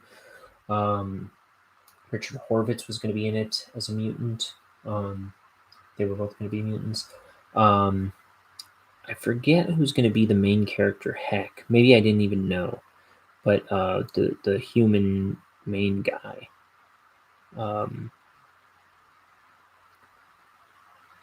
I don't know if I knew who was going to voice him, but Dana Snyder, who plays Master Shake, he was going to be the dog, Dead Meat, the mutant dog, kind of sidekick to the main character.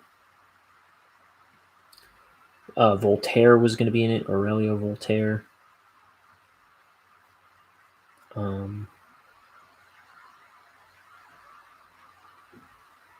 I believe Great Delisle was going to be in it. The chick who voiced Irwin was going to be in it. So yeah, all the Billy and Mandy people are going to be in it, as well as other people. But yeah, I don't know. That was just a weeping tragedy, man. But I learned a lot from his blog. I don't know if I'll ever do anything with what I learned, but it was really cool to see how he was problem solving a lot of that.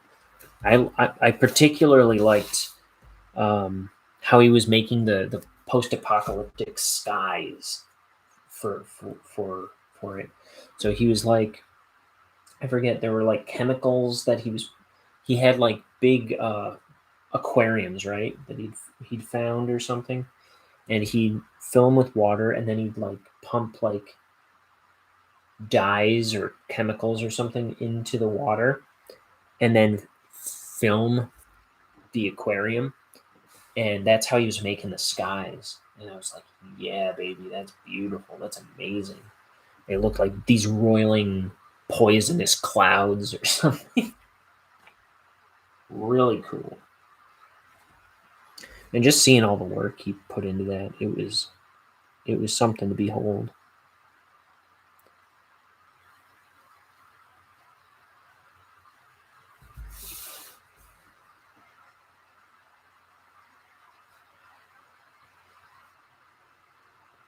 I think it was just I honestly, I think it was just like the final straw, the final like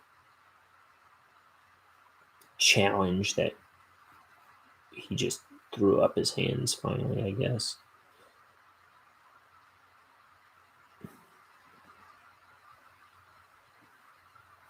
Because it sounded like it was nothing but horrendous challenges. He's like, there's not a square inch of my house that isn't destroyed from this project. And yeah, you would see photos of his house over the years through his blog, and it's like, how do you live like this?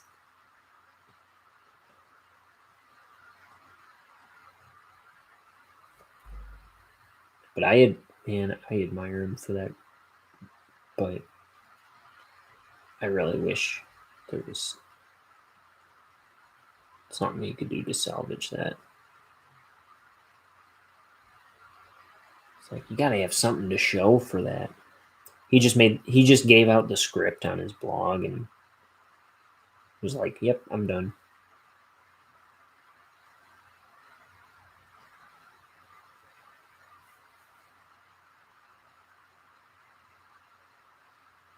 I read most of it. I didn't finish it.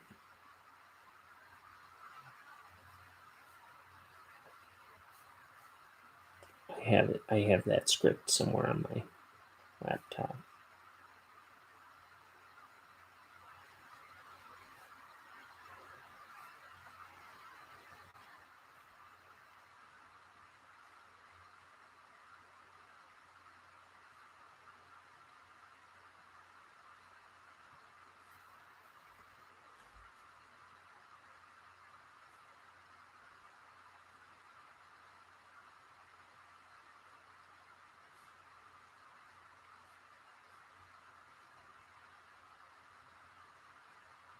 And I was watching Billy and Mandy at the beginning of October to kind of get in the Halloween spirit.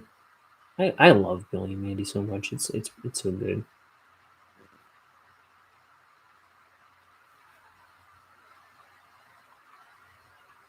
He's been selling original art from the show on eBay, I think, lately.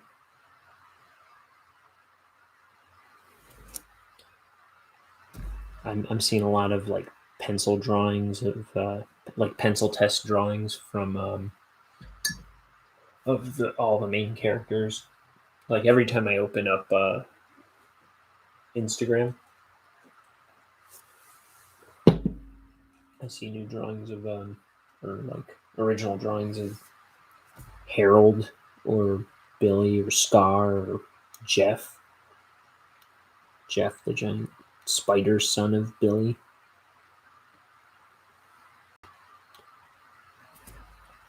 I don't know how much they're going for. I think I checked it out originally, and it was a little bit pricey for my blood.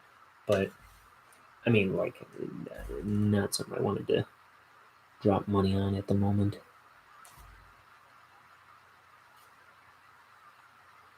Though that would be a good...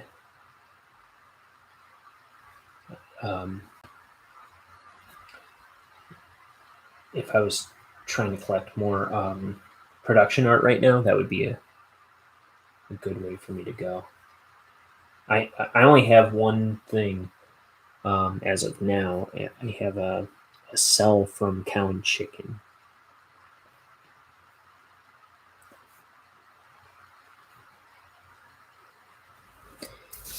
If I had to pick some, let's see, production art, Billy and Mandy would be good. Billy and Mandy was very important to me.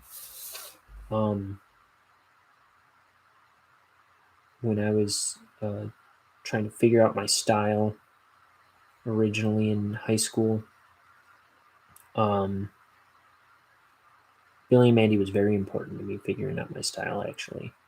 I don't think you'd ever be able to tell looking at my stuff exactly, but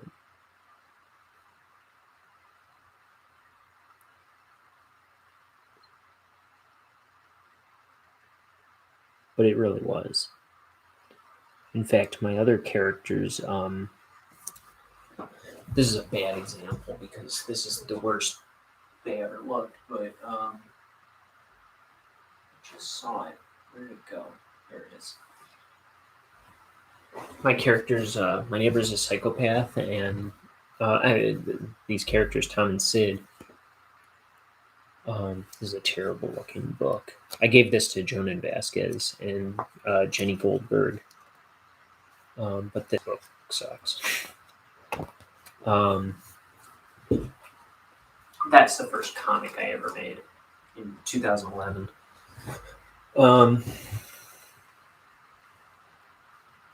I was way too old for my stuff to be looking that bad.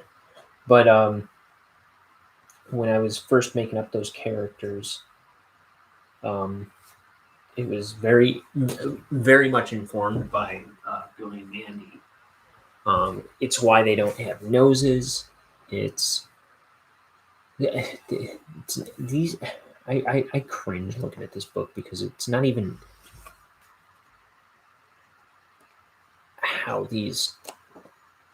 Like, I drew these characters better than this, but everything is like lumpy potato-y throughout this whole book.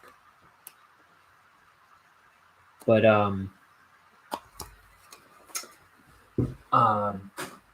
you know, Sid, he wears a shirt just like Billy's. He kind of dresses just like Billy, and it was a nod to Billy and Mandy. I know Billy has a nose, but Mandy didn't. And I was convinced. I was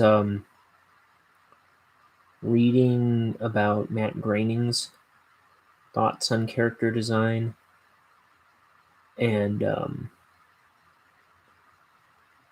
I was watching Billy and Mandy at the time, like around the same time, and I had come to the conclusion that like less was more when it came to design. So I decided I didn't want my characters to have pupils. I wanted them to have like big like irises, and I wanted them to not have noses. Like the kids don't have noses, and also their heads kind of became their hair, kind of like The Simpsons.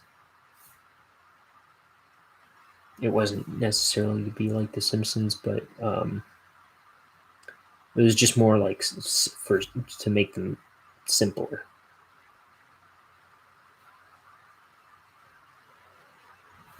And they also have very clear silhouettes. which is a thing I got from Matt Groening.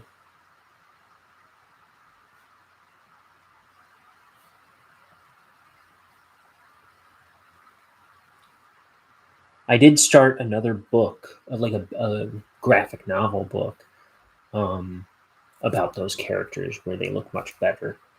I have the first act just about done. I started making that a long time ago. Maybe someday I'll go back to it, but I don't know when. It's not the story I want to tell right now. But it's not called My Neighbor's a Psychopath anymore. It's now called Moon Valley, which freaked me out. One time I was on a trip to Starved Rock, actually, and I passed a sign that said Moon Valley. And I thought I just made it up out of the blue. I just thought it sounded cool. And there's a Moon Valley like within 3 hours of here.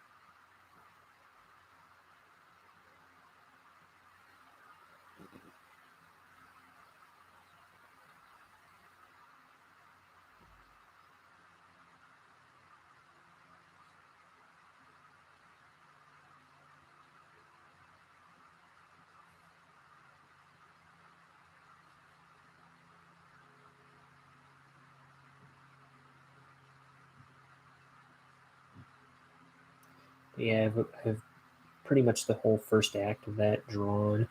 I would probably draw a lot of it again anyway. But I was doing that one digitally.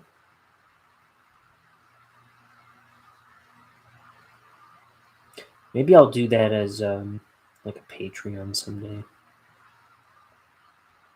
Or something. Like I'll do a Patreon exclusive comic. I don't know. I gotta figure out how to start monetizing my work. But it would be good to do something with that project because I've got such a chunk of it done already. Know what it what would be a good idea is to practice coloring on that now. Actually.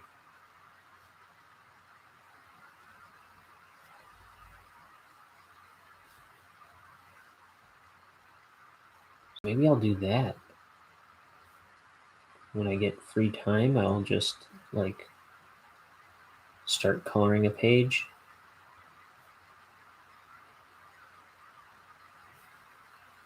Because I'm worried about coloring this book. Because I don't have any practice coloring. I could color that in my downtime. Not that I have a ton of downtime, you know. But that is a good idea.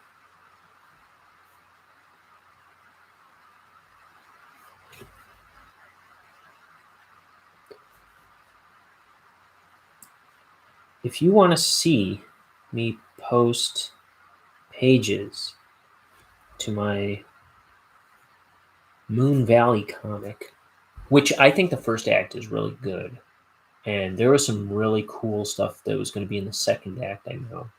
I wasn't confident in the ending of the story, but it's another kind of like sci-fi mystery, kind of creepy. Like this boy moves into a new town, Tom. He moves into a new town, and he's kind of immediately an outcast because the first person he meets is his neighbor, Sid. And Sid kind of declares himself his best friend. And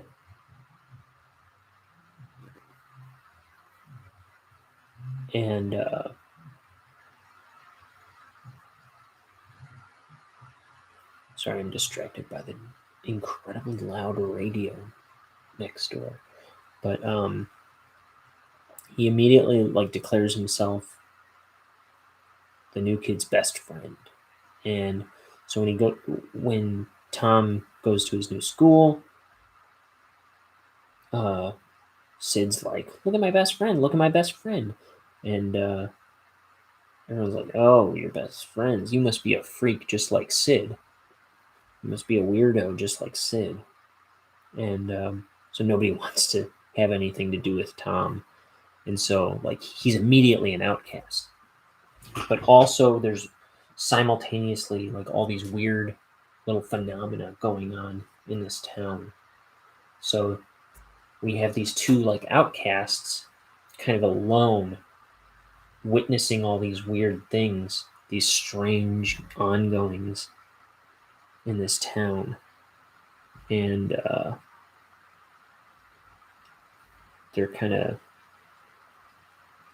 trying to figure out what's afoot.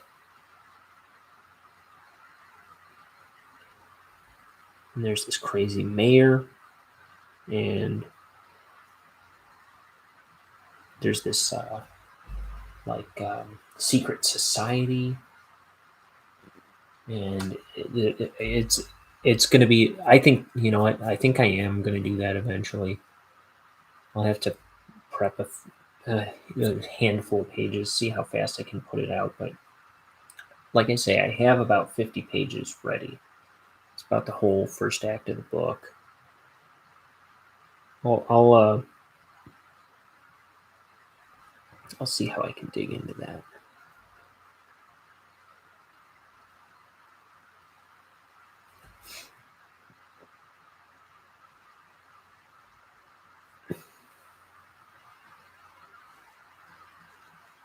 In the first act, there's there's a taxidermy shop that Sid likes, and he's showing Tom around town, and he's like, this is one of my favorite places in town. And it's a taxidermy shop, and he's buddies with this kid. He's buddies with the owner of the taxidermy shop, and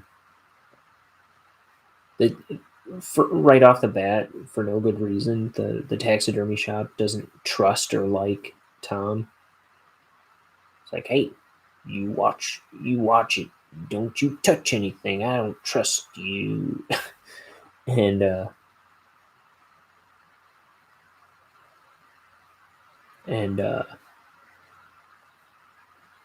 he's just walking around the shop, minding his own business, and he bends down and he's looking at this squirrel, or no, it's a chipmunk, and he's like he's reading off the plaque on the thing, and he's like, wait a minute, you're not whatever it says, like, you're not a bird. And then the chipmunk on the, it's not a plaque, it's like it's a little platform, like a little stand or whatever, and there's this like chipmunk posed on it. He's like, wait a minute, you're not a bird. And then the chipmunk, like, he's like nervously looking around like, uh-oh, I'm caught. And then he like runs off and just like starts running around the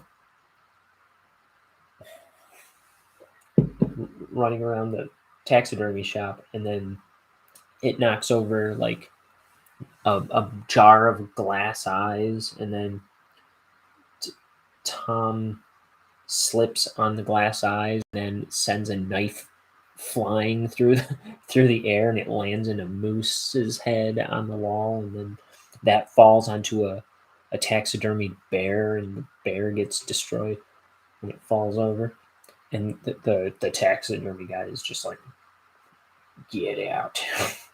He gets him kicked out at Sid's favorite place.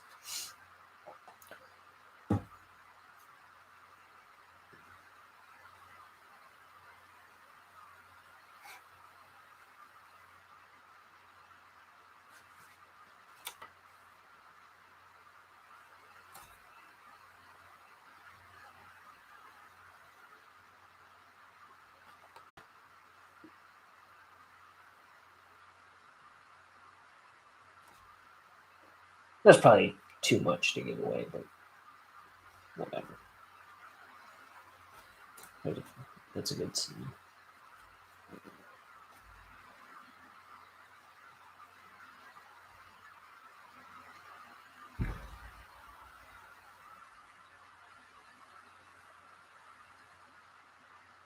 But yeah, it looks much better than that dumb book that I was just rifling through. Only I never finished making this one. It was actually going somewhere.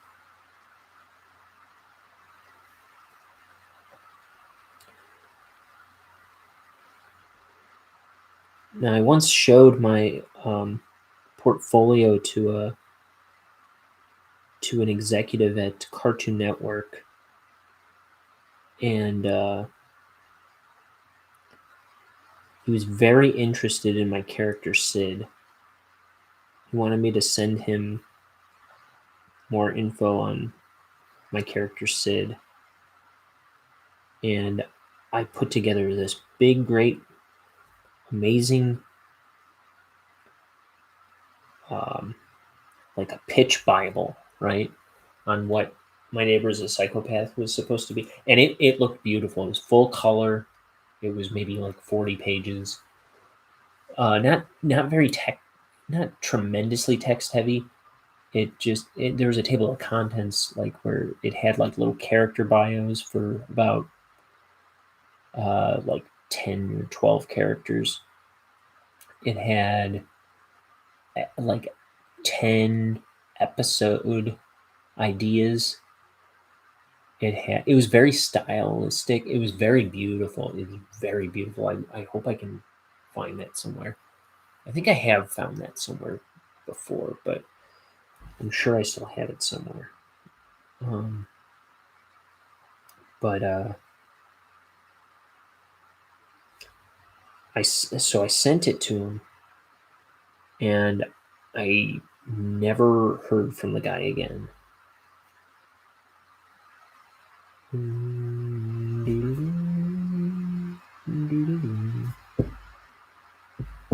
What is this? That's what I want to know. What is right here? What is that corner? It's not part of his suit, right? I don't know what that is.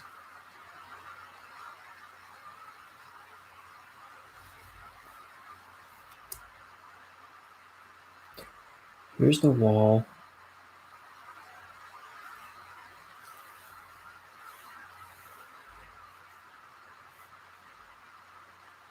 I think this is going to have to be...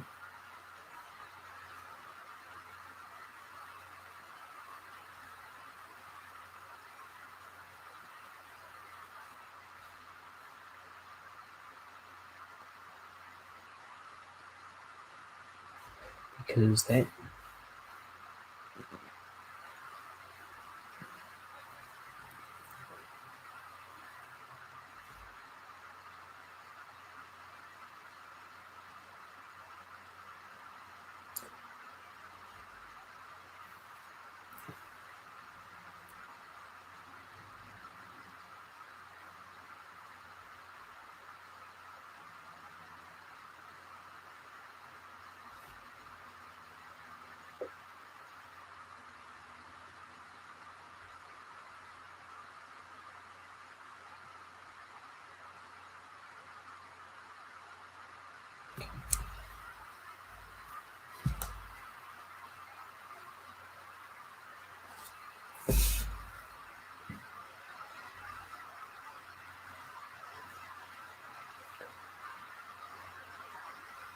And but that's why I say don't wait for anybody's approval, because if you wait for approval from other people to make your project, you'll languish, you will dry up.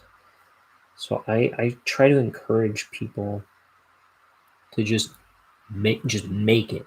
Make it, and if it's good, it'll find some place to land, is my theory. And I'm trying to prove that.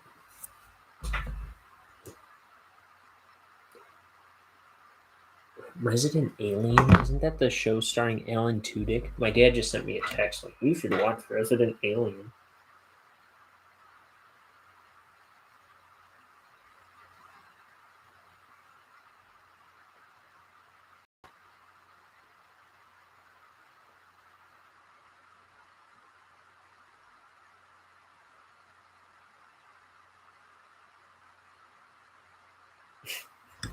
I said starring Alan Tudyk.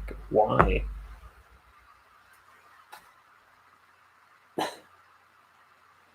But yeah, it's like I had all these grand schemes. I thought I was going to work at Cartoon Network. I thought I was going to get a show someday, and it's like, just make your show. Just make your. So I made a pilot now. In the past couple years, I'm making my graphic novel. Within 5 years, I want to have like. I want people to be able to see my stuff, and you know,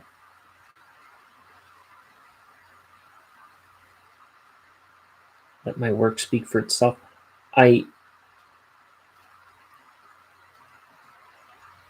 I've outgrown like wanting to work for any studio or anything like that.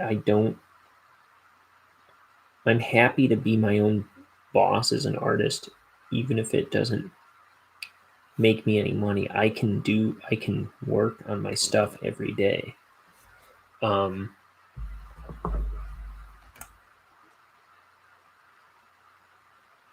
Okay.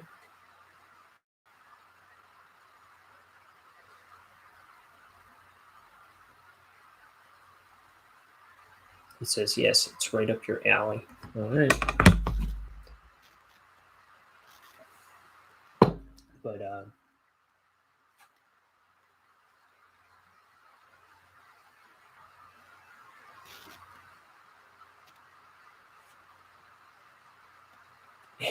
Alan Tudyk, I don't know. He just rubs me the wrong way. He just seems like a.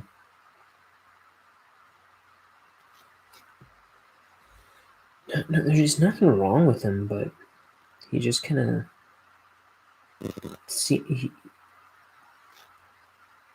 just seems to be like the kind of actor that's in stuff that I wouldn't like. And it's not his fault necessarily, but it's just like the work that he gets seems to be like stuff that isn't great, as far as I'm concerned.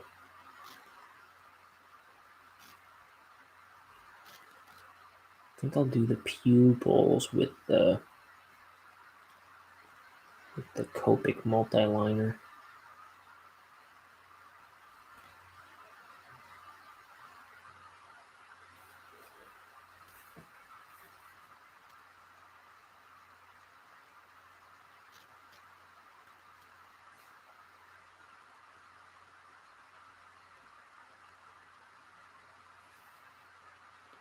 So he wears, Mr. Shivers here, he wears this mask. And people have their theories on why he wears the mask, but no one knows for sure.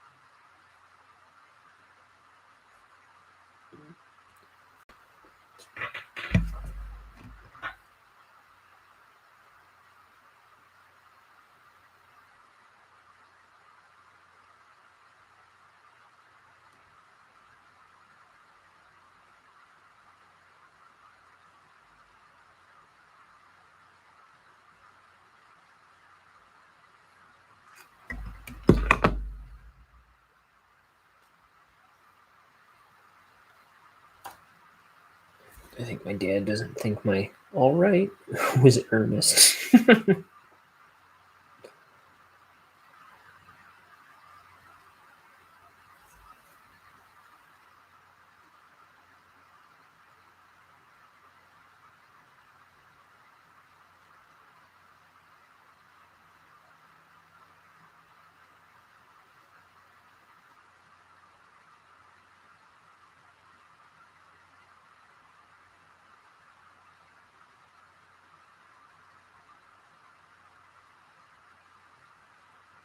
Seeking a purpose. Oh my goodness, my voice. I swear I can usually kind of sing. Seeking a purpose. Stuck in the circus. I'll make as much sense as the car on the lawn, sinking down low until it is gone.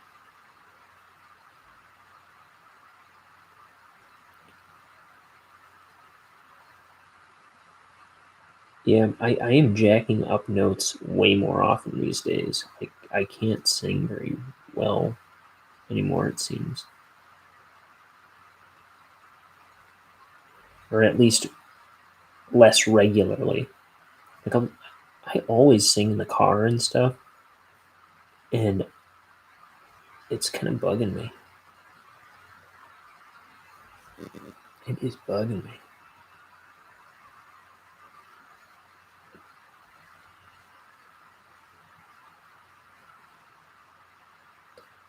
I like to sing. It makes me happy. It's like, even as I'm talking, I feel like my voice is a little gravelier than it used to be. And it's not like just right now. It's like all the dang time.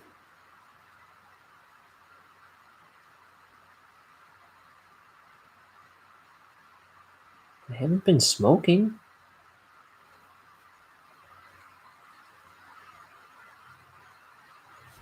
The last time I smoked was over a month ago. I smoke cigars every once in a while. But, and then before that, it was like 2 months. Because I've been trying not to smoke very much anymore. I never smoked all that much to begin with. Compared to just about anyone else I know who smokes.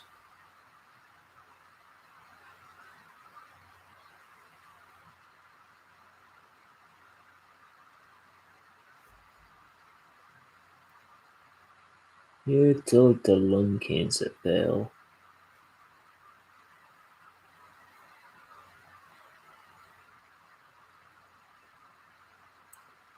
I don't think his hair keeps this slickness throughout the book.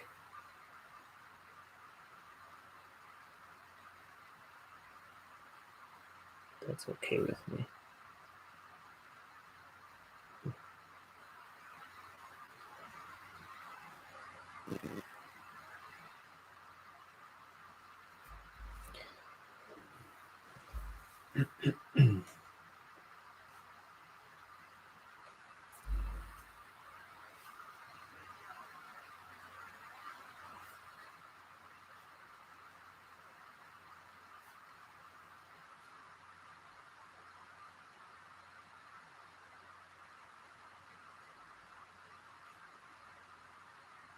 My head is brushing up against the camera. Does that mean you can take a shot?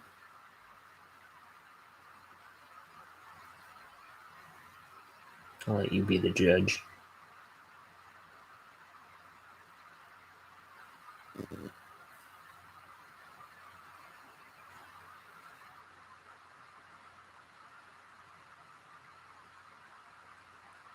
And his tie, unlike Bonehead's, is not black. It's probably like an orange or a pink. I forget. His shirt is like a pink. His face is like purple. So everybody in Necropolis is something. Him, I don't know what he is.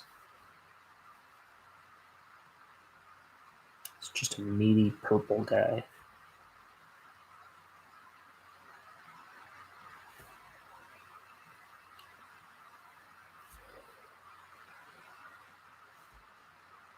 Who wears a mask.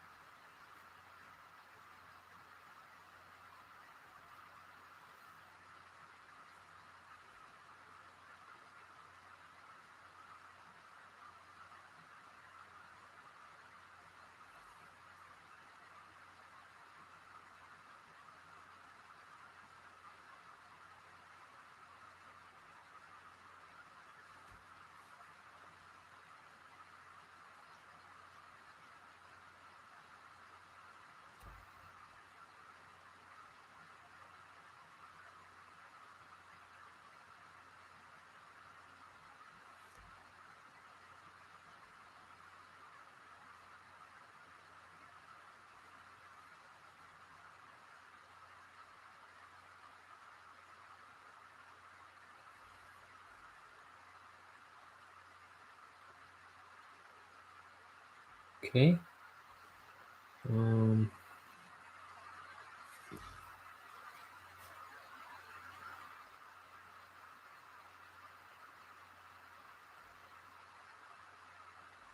See, doing all these drop shadows on his jacket, they really make it pop. I try to put drop shadows wherever I can to really kind of like set stuff on the page, make things pop out and separate stuff from each other. It makes a big difference. But you got to do them. I try to do them clean too. You know what I mean? Like straight, solid lines helps usually.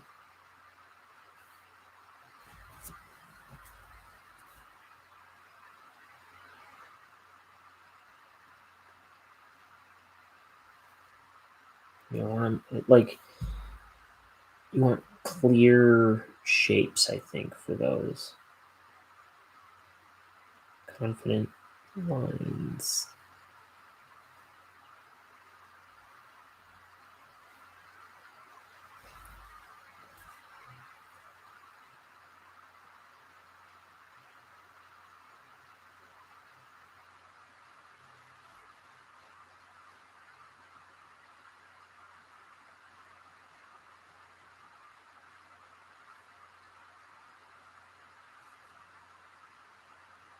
Oh. You have to really clean those lines up.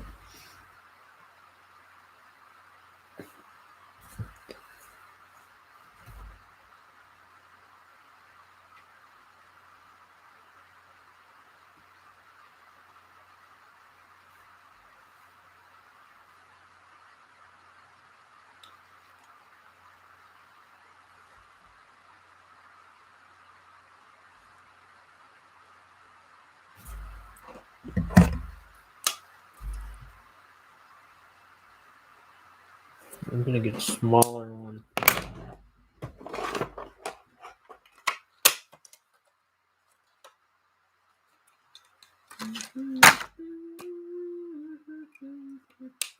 This one doesn't even have a nib on it anymore.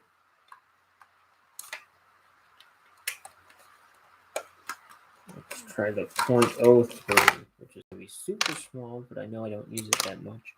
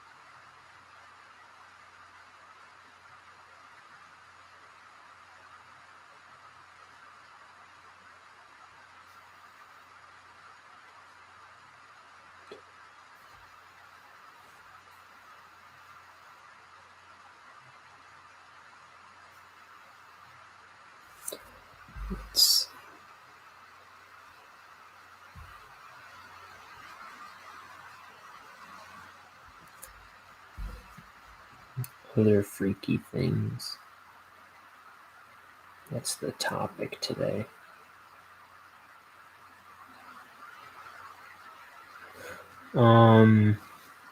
What was it? There's one time, it was before I had my license. My mom had picked me up from work, and I get out of the van as we get home, and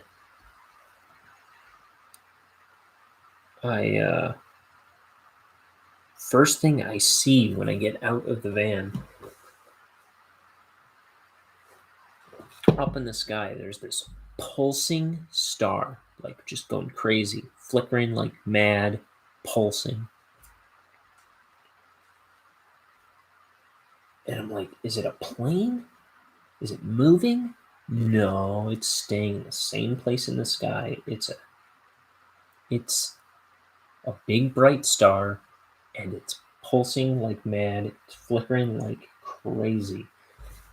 And I'm just watching it. I'm watching it. I'm like, Mom, what is that? And she, like, we're both watching it for a while. And she's like, I don't know. And we get inside. I tell my dad. Same thing. Oh, that's weird. I don't know. And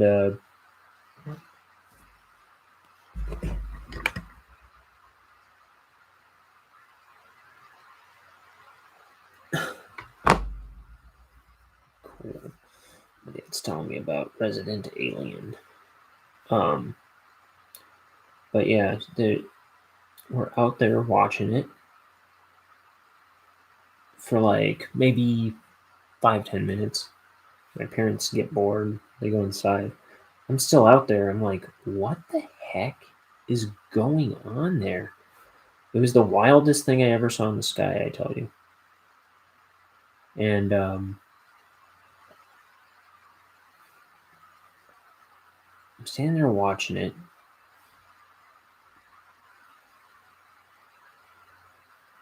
My parents are inside now at this point watching TV or something. But I'm just like transfixed. I'm like, what the heck is going on? It's still in the same spot. It's definitely a star then, right? And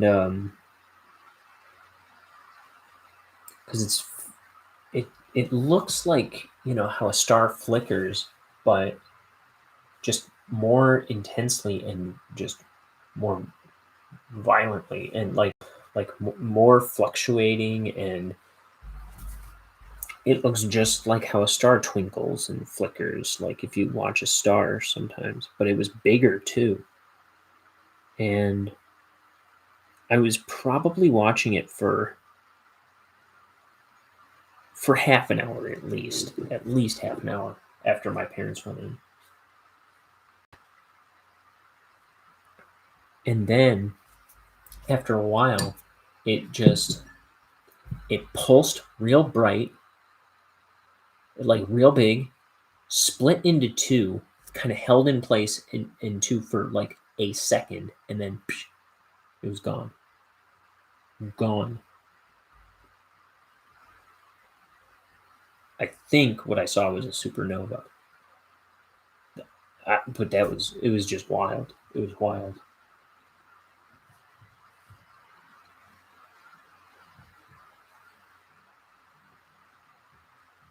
It like, yeah, just broke off into two, like equal sized stars, like about, I don't know, like an inch or two apart from each other in the sky, from, you know,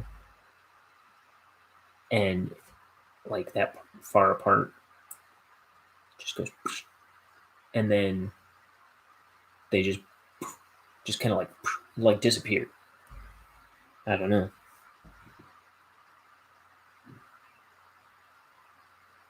And the next day I was like looking into I was looking for articles about a supernova last night or whatever.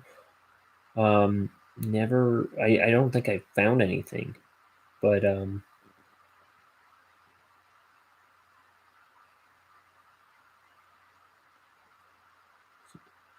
I don't know. But I feel like that must be what I saw, right? That's what it sounds like to me. It's the only thing I can think of. It was the wildest thing I ever saw in the sky.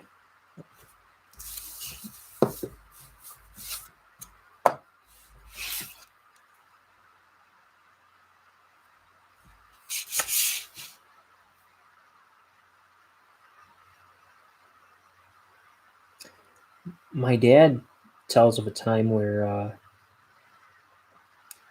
he was walking home from somewhere as a kid one time, and I think a kid, and all of a sudden he sees this like bright flash, and then he sees like a ball coming at him, and it was like this ball of light, like ball of light coming at him, and then it like turned and hit the tree across the street, and it was like, like it was a bolt of lightning coming at him, but it like zigged across the street and.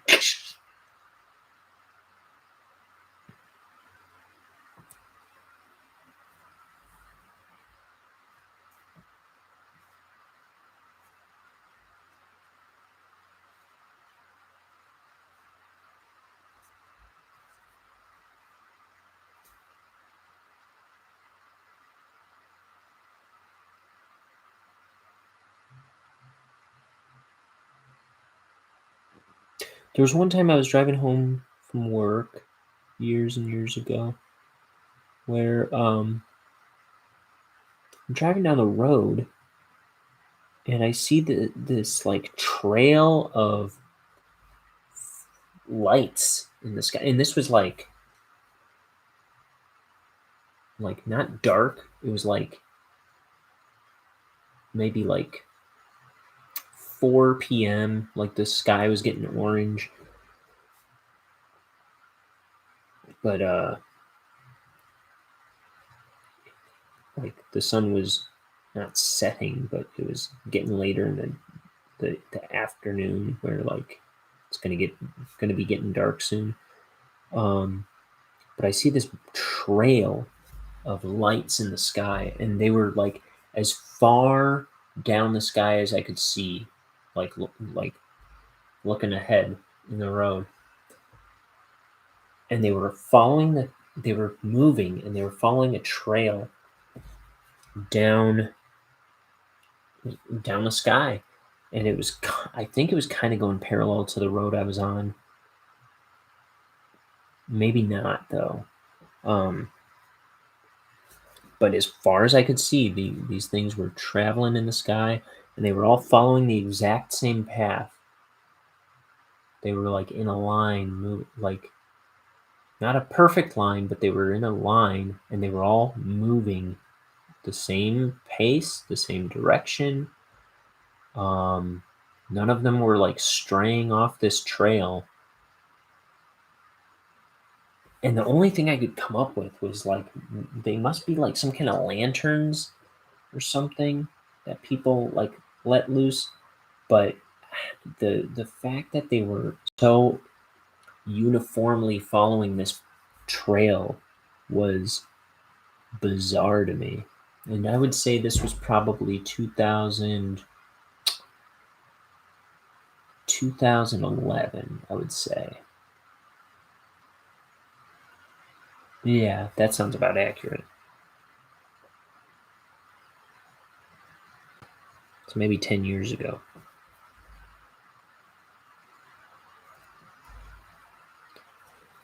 Does that sound like something to you?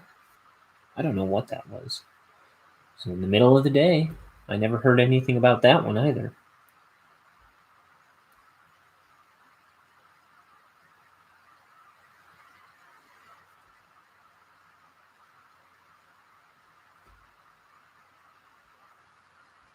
I think I looked into that one too. I think I like looked up articles the next day and came up empty-handed.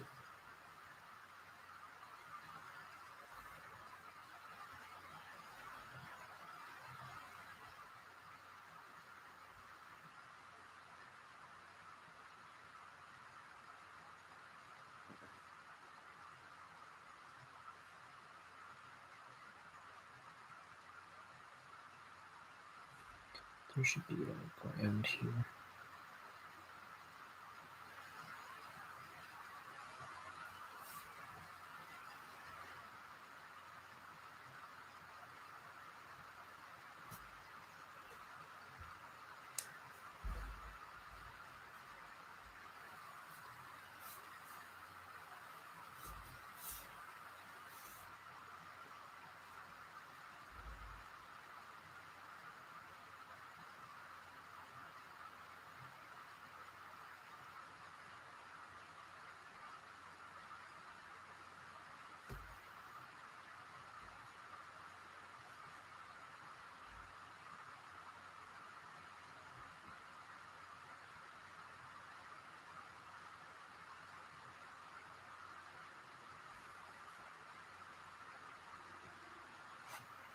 time is it? It's 7 o'clock.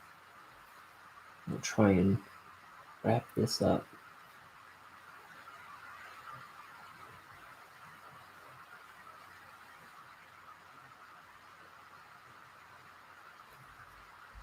The next 3 panels should go a lot smoother than the first 4.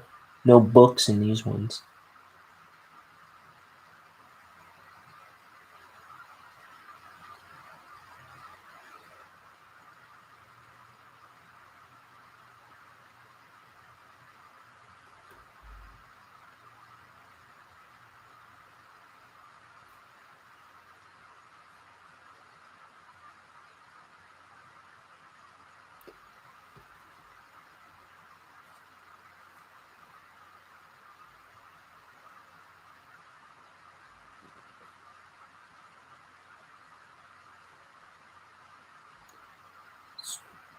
So it's just about 7 o'clock.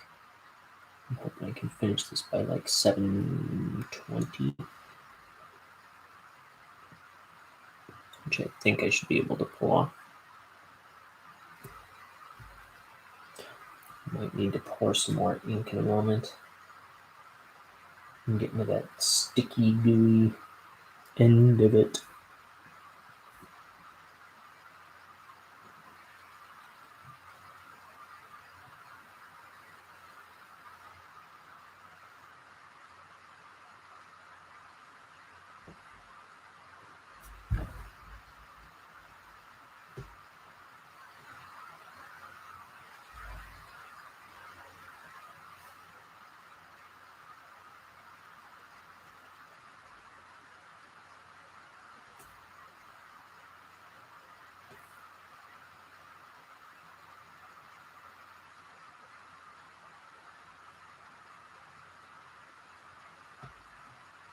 So, I wonder if anyone else has some good freaky stories to share. I don't know. Do people who watch this leave count, or is anyone who would watch this the type of person to leave comments? No. Any thoughts on any of the stories that I told? And if you know anything about what that thing I think is a supernova is, I'd love to hear anyone who thinks they know something about that, or the lantern thing. Those have perplexed me for years. I mean, mostly the lantern thing. The other one, I'm sure it had to be a supernova, right? I expected to hear like a sound, or, well, do things in space make a sound? Or like feel something if it was a I don't know.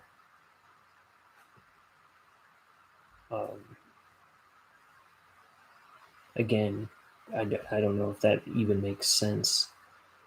That we would feel something if something happened to a star that is visible in the sky, necessarily. But I mean, it was, with how bright it was, it just felt like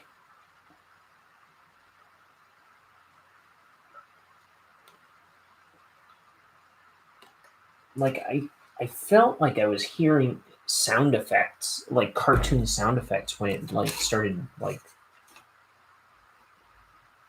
when it broke off and like I don't know, it just seemed like something so strange, and it like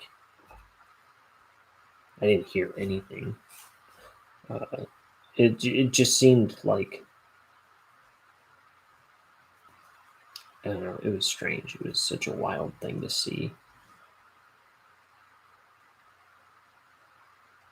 Like I was so, like, I didn't know what to expect. I was like, is something about to happen to me?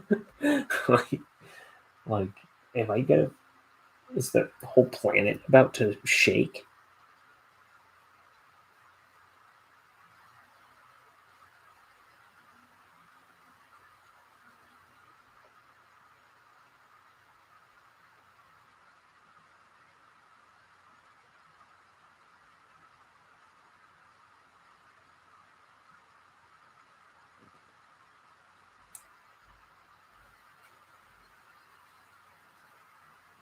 There was one time another. I have one more freaky story that I can think of, at least.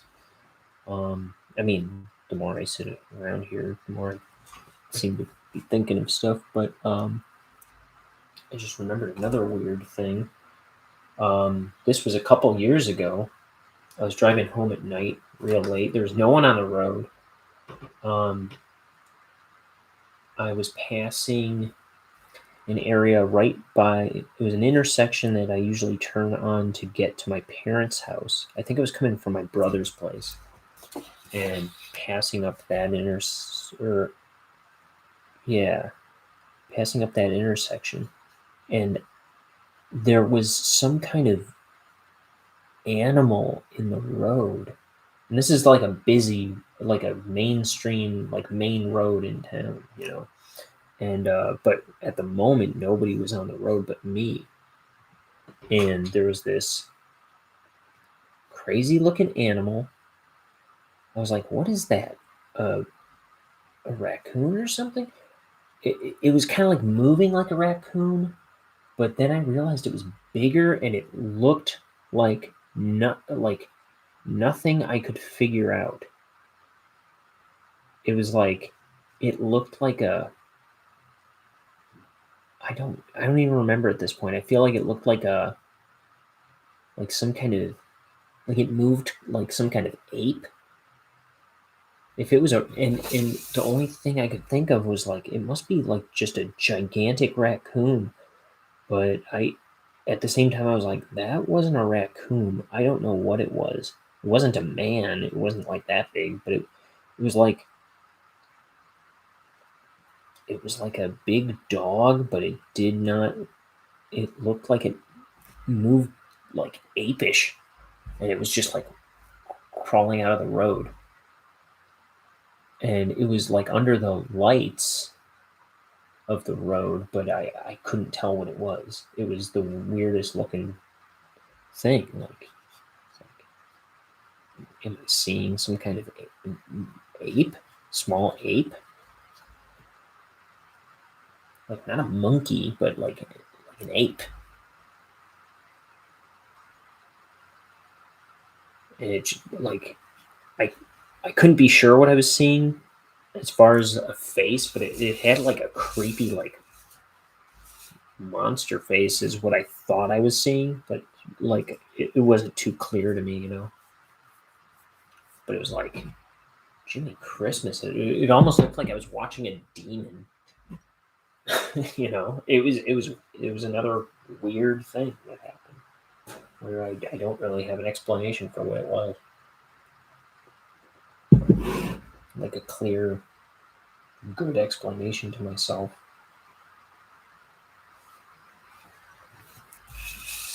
It looked like some tiny monster. That's all I know.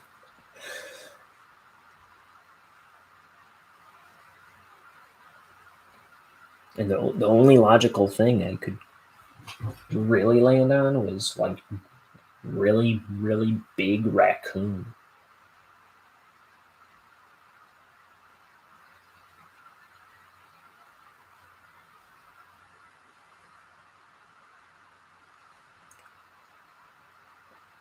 Like a medium-sized dog or a really big raccoon. But it certainly did not move like no dog.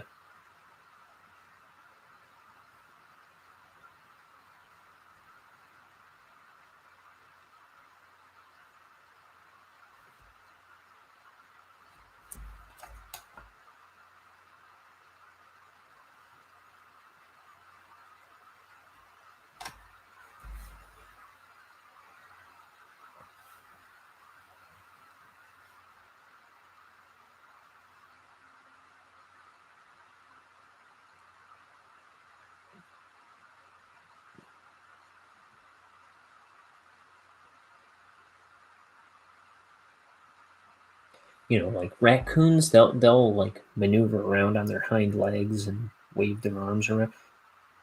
Like it was like that, but I don't know. I just felt like it was moving more ape-like. You know how they like. So I don't know what the hell I saw.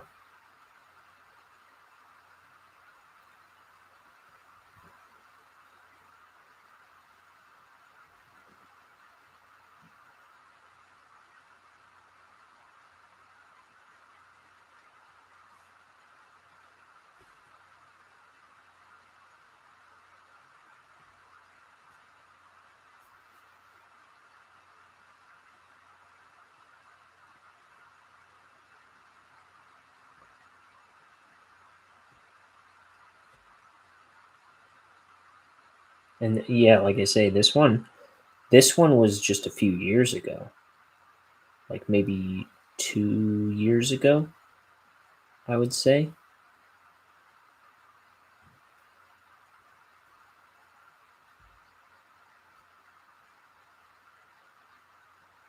It was just so strange that I was the only one on the road, and I literally kind of like stopped for it. I didn't get too close to it. Like I was maybe like a few car lengths away from it, but I stopped and I was like, what the heck is going on there?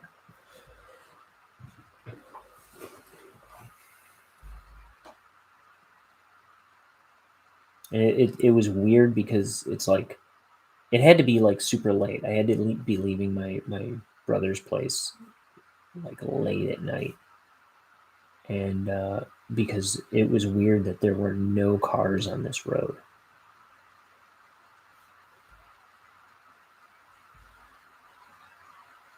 And it's like across the street from where like I'm in. I was like passing up a Walmart. It was like the main like intersection in town.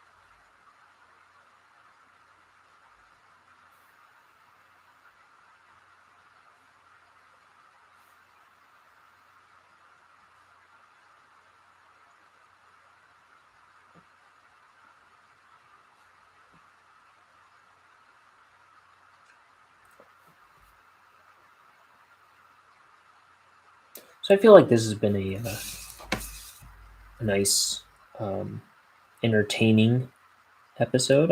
I've had a lot to say. Um, Hopefully, I can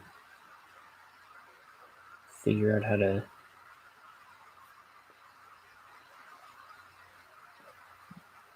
keep good energy in future shows. I feel like the last several have been really like low energy, and I didn't. I hate when I run out of stuff to say. But I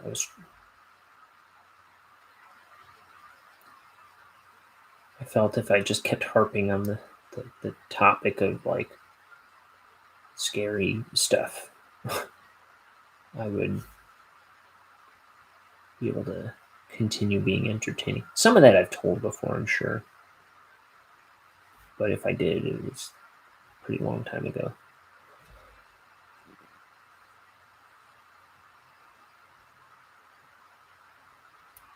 Which part should be black? Inside or outside?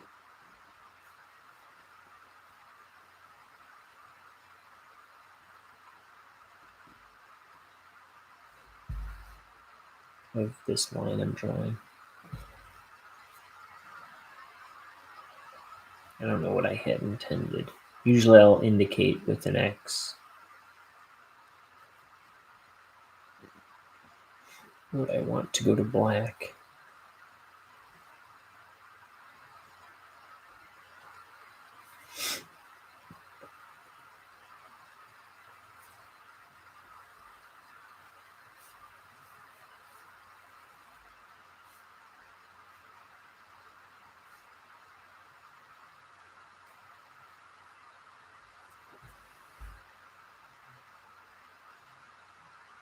I'm going to say this outside.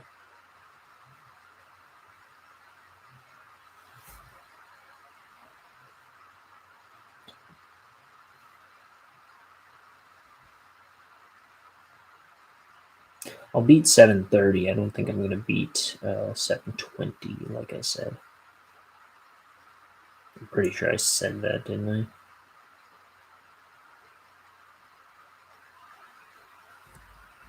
I think I said 7:20 because it was half an hour from whenever we were. I can't do the math, I guess. 6:50. Oh, I didn't do his tie.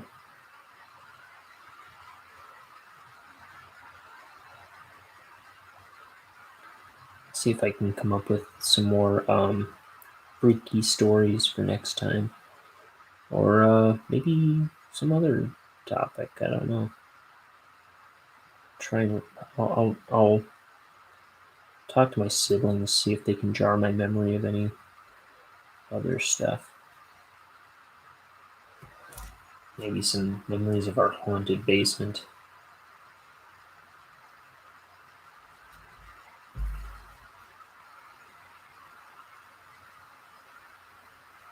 There were some other freaky things going on when we lived in that house, though, too, that involved the basement. That it wasn't about it being haunted, but like people trying to break into our house. And we didn't live in like a terrible neighborhood. It was like, but there was just a while where I think there were like drifters like passing through the field a lot behind our house in that one. And I don't know. I think they were just trying to like sneak into people's houses and steal stuff.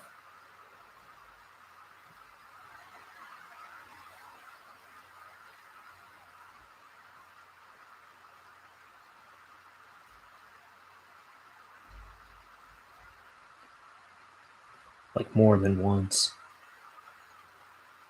I don't think they ever really got in. I don't know. It was a creepy time where, like, I remember one night the neighbor called and said to my dad, "Hey, Mike, there's someone trying to get in your basement door," because our basement door was above ground. Our backyard was like a sloped down hill, so it's like our basement wasn't exactly underground. But anyway, and my dad's on the phone. He's like, "Is he there right now?" And he's going to the door, and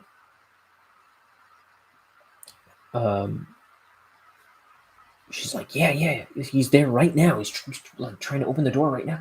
And my dad grabs the handle and is like holding it shut. And I think he's got like a baseball bat or something.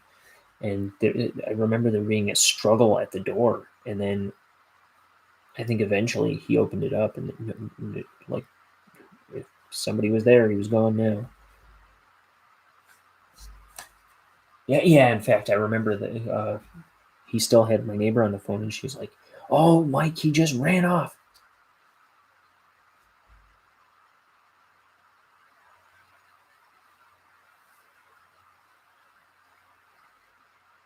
Freaky.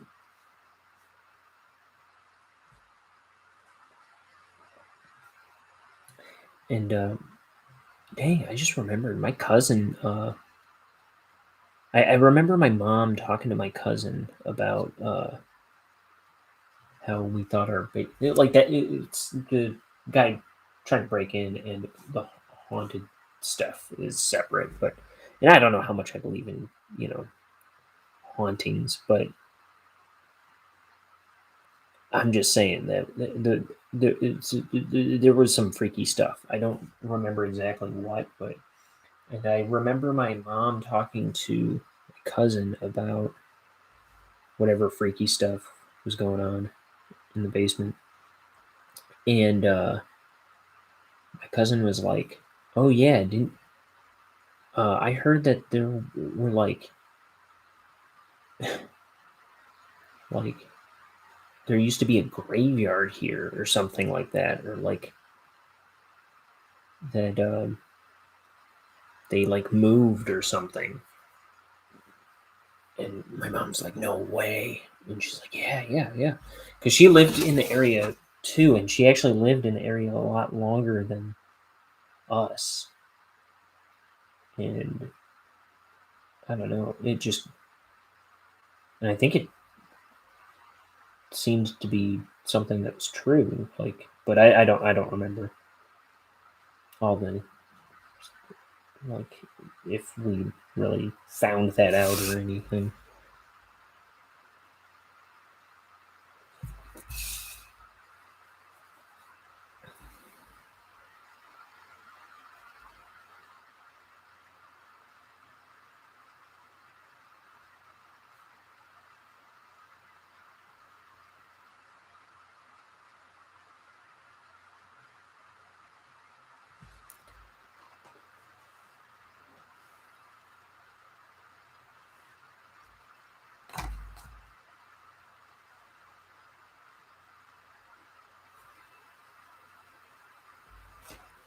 Okay, last panel for the night.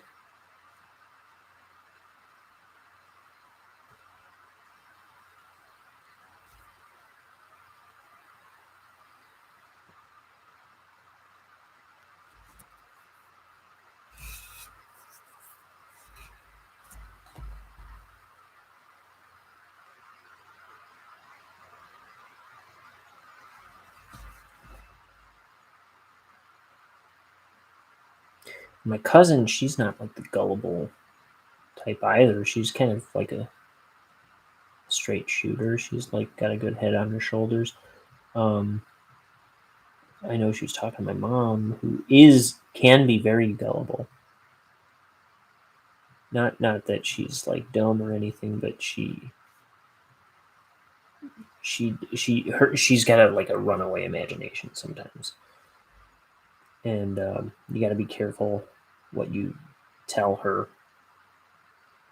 when it comes to like paranormal stuff, because her imagination runs wild, and it's hard to shake crazy ideas out of her head sometimes.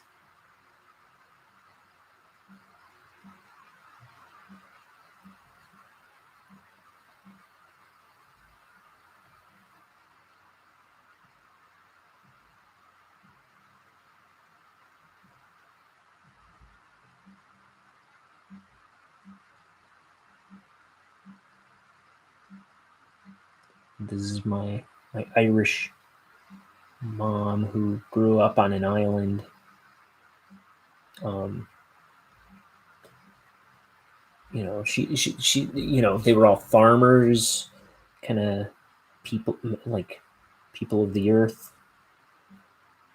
Um,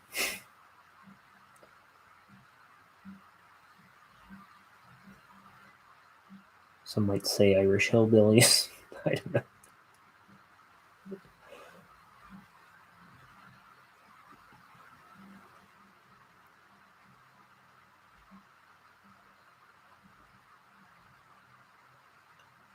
No, like I say, my mom's not stupid, but she just she has kind of like a superstitious bone in her brain.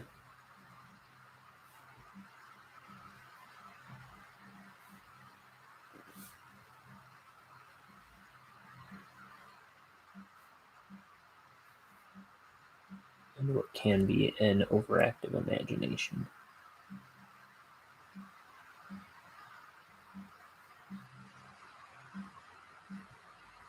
Here's some kind of beat.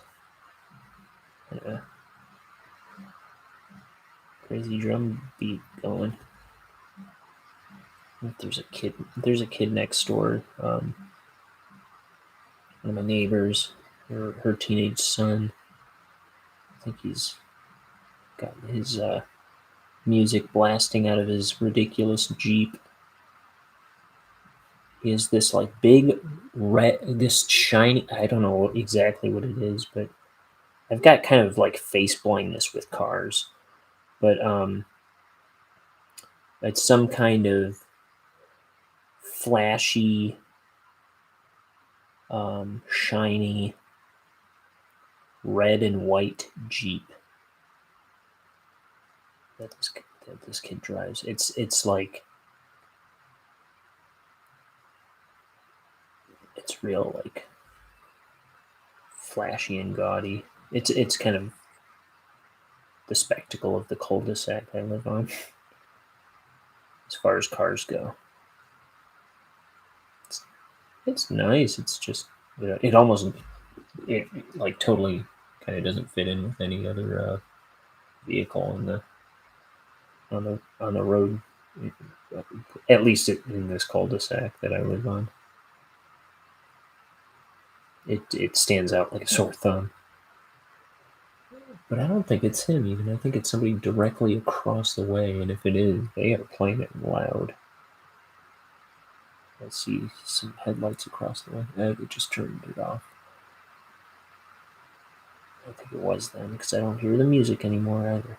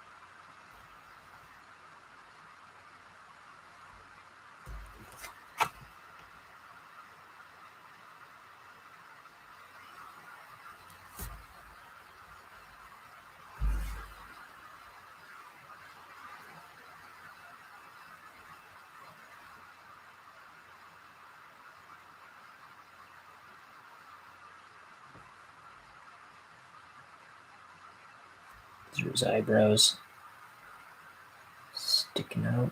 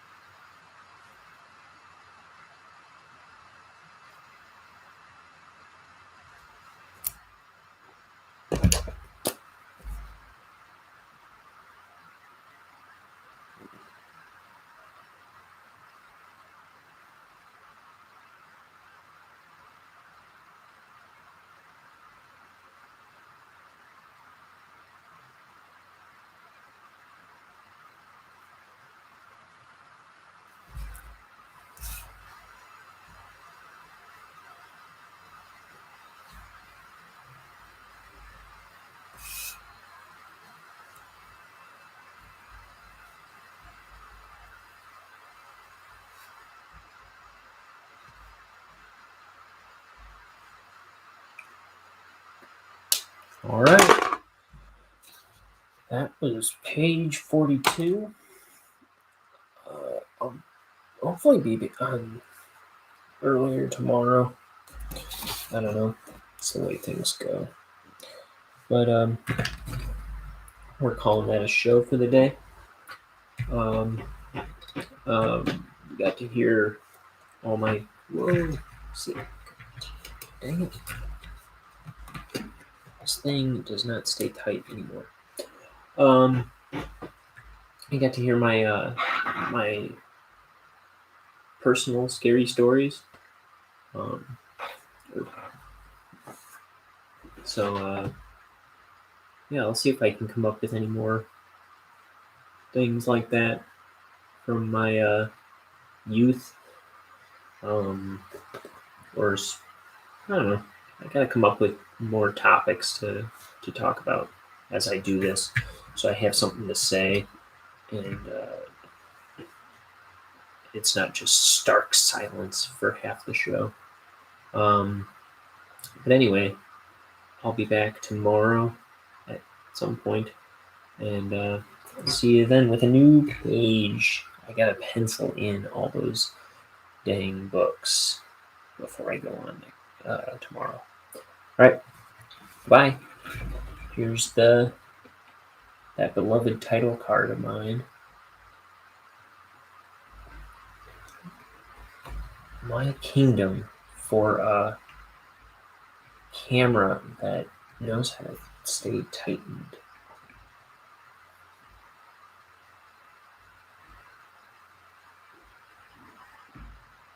Boom. All right, I'll see you tomorrow. Goodbye, everybody. I love you.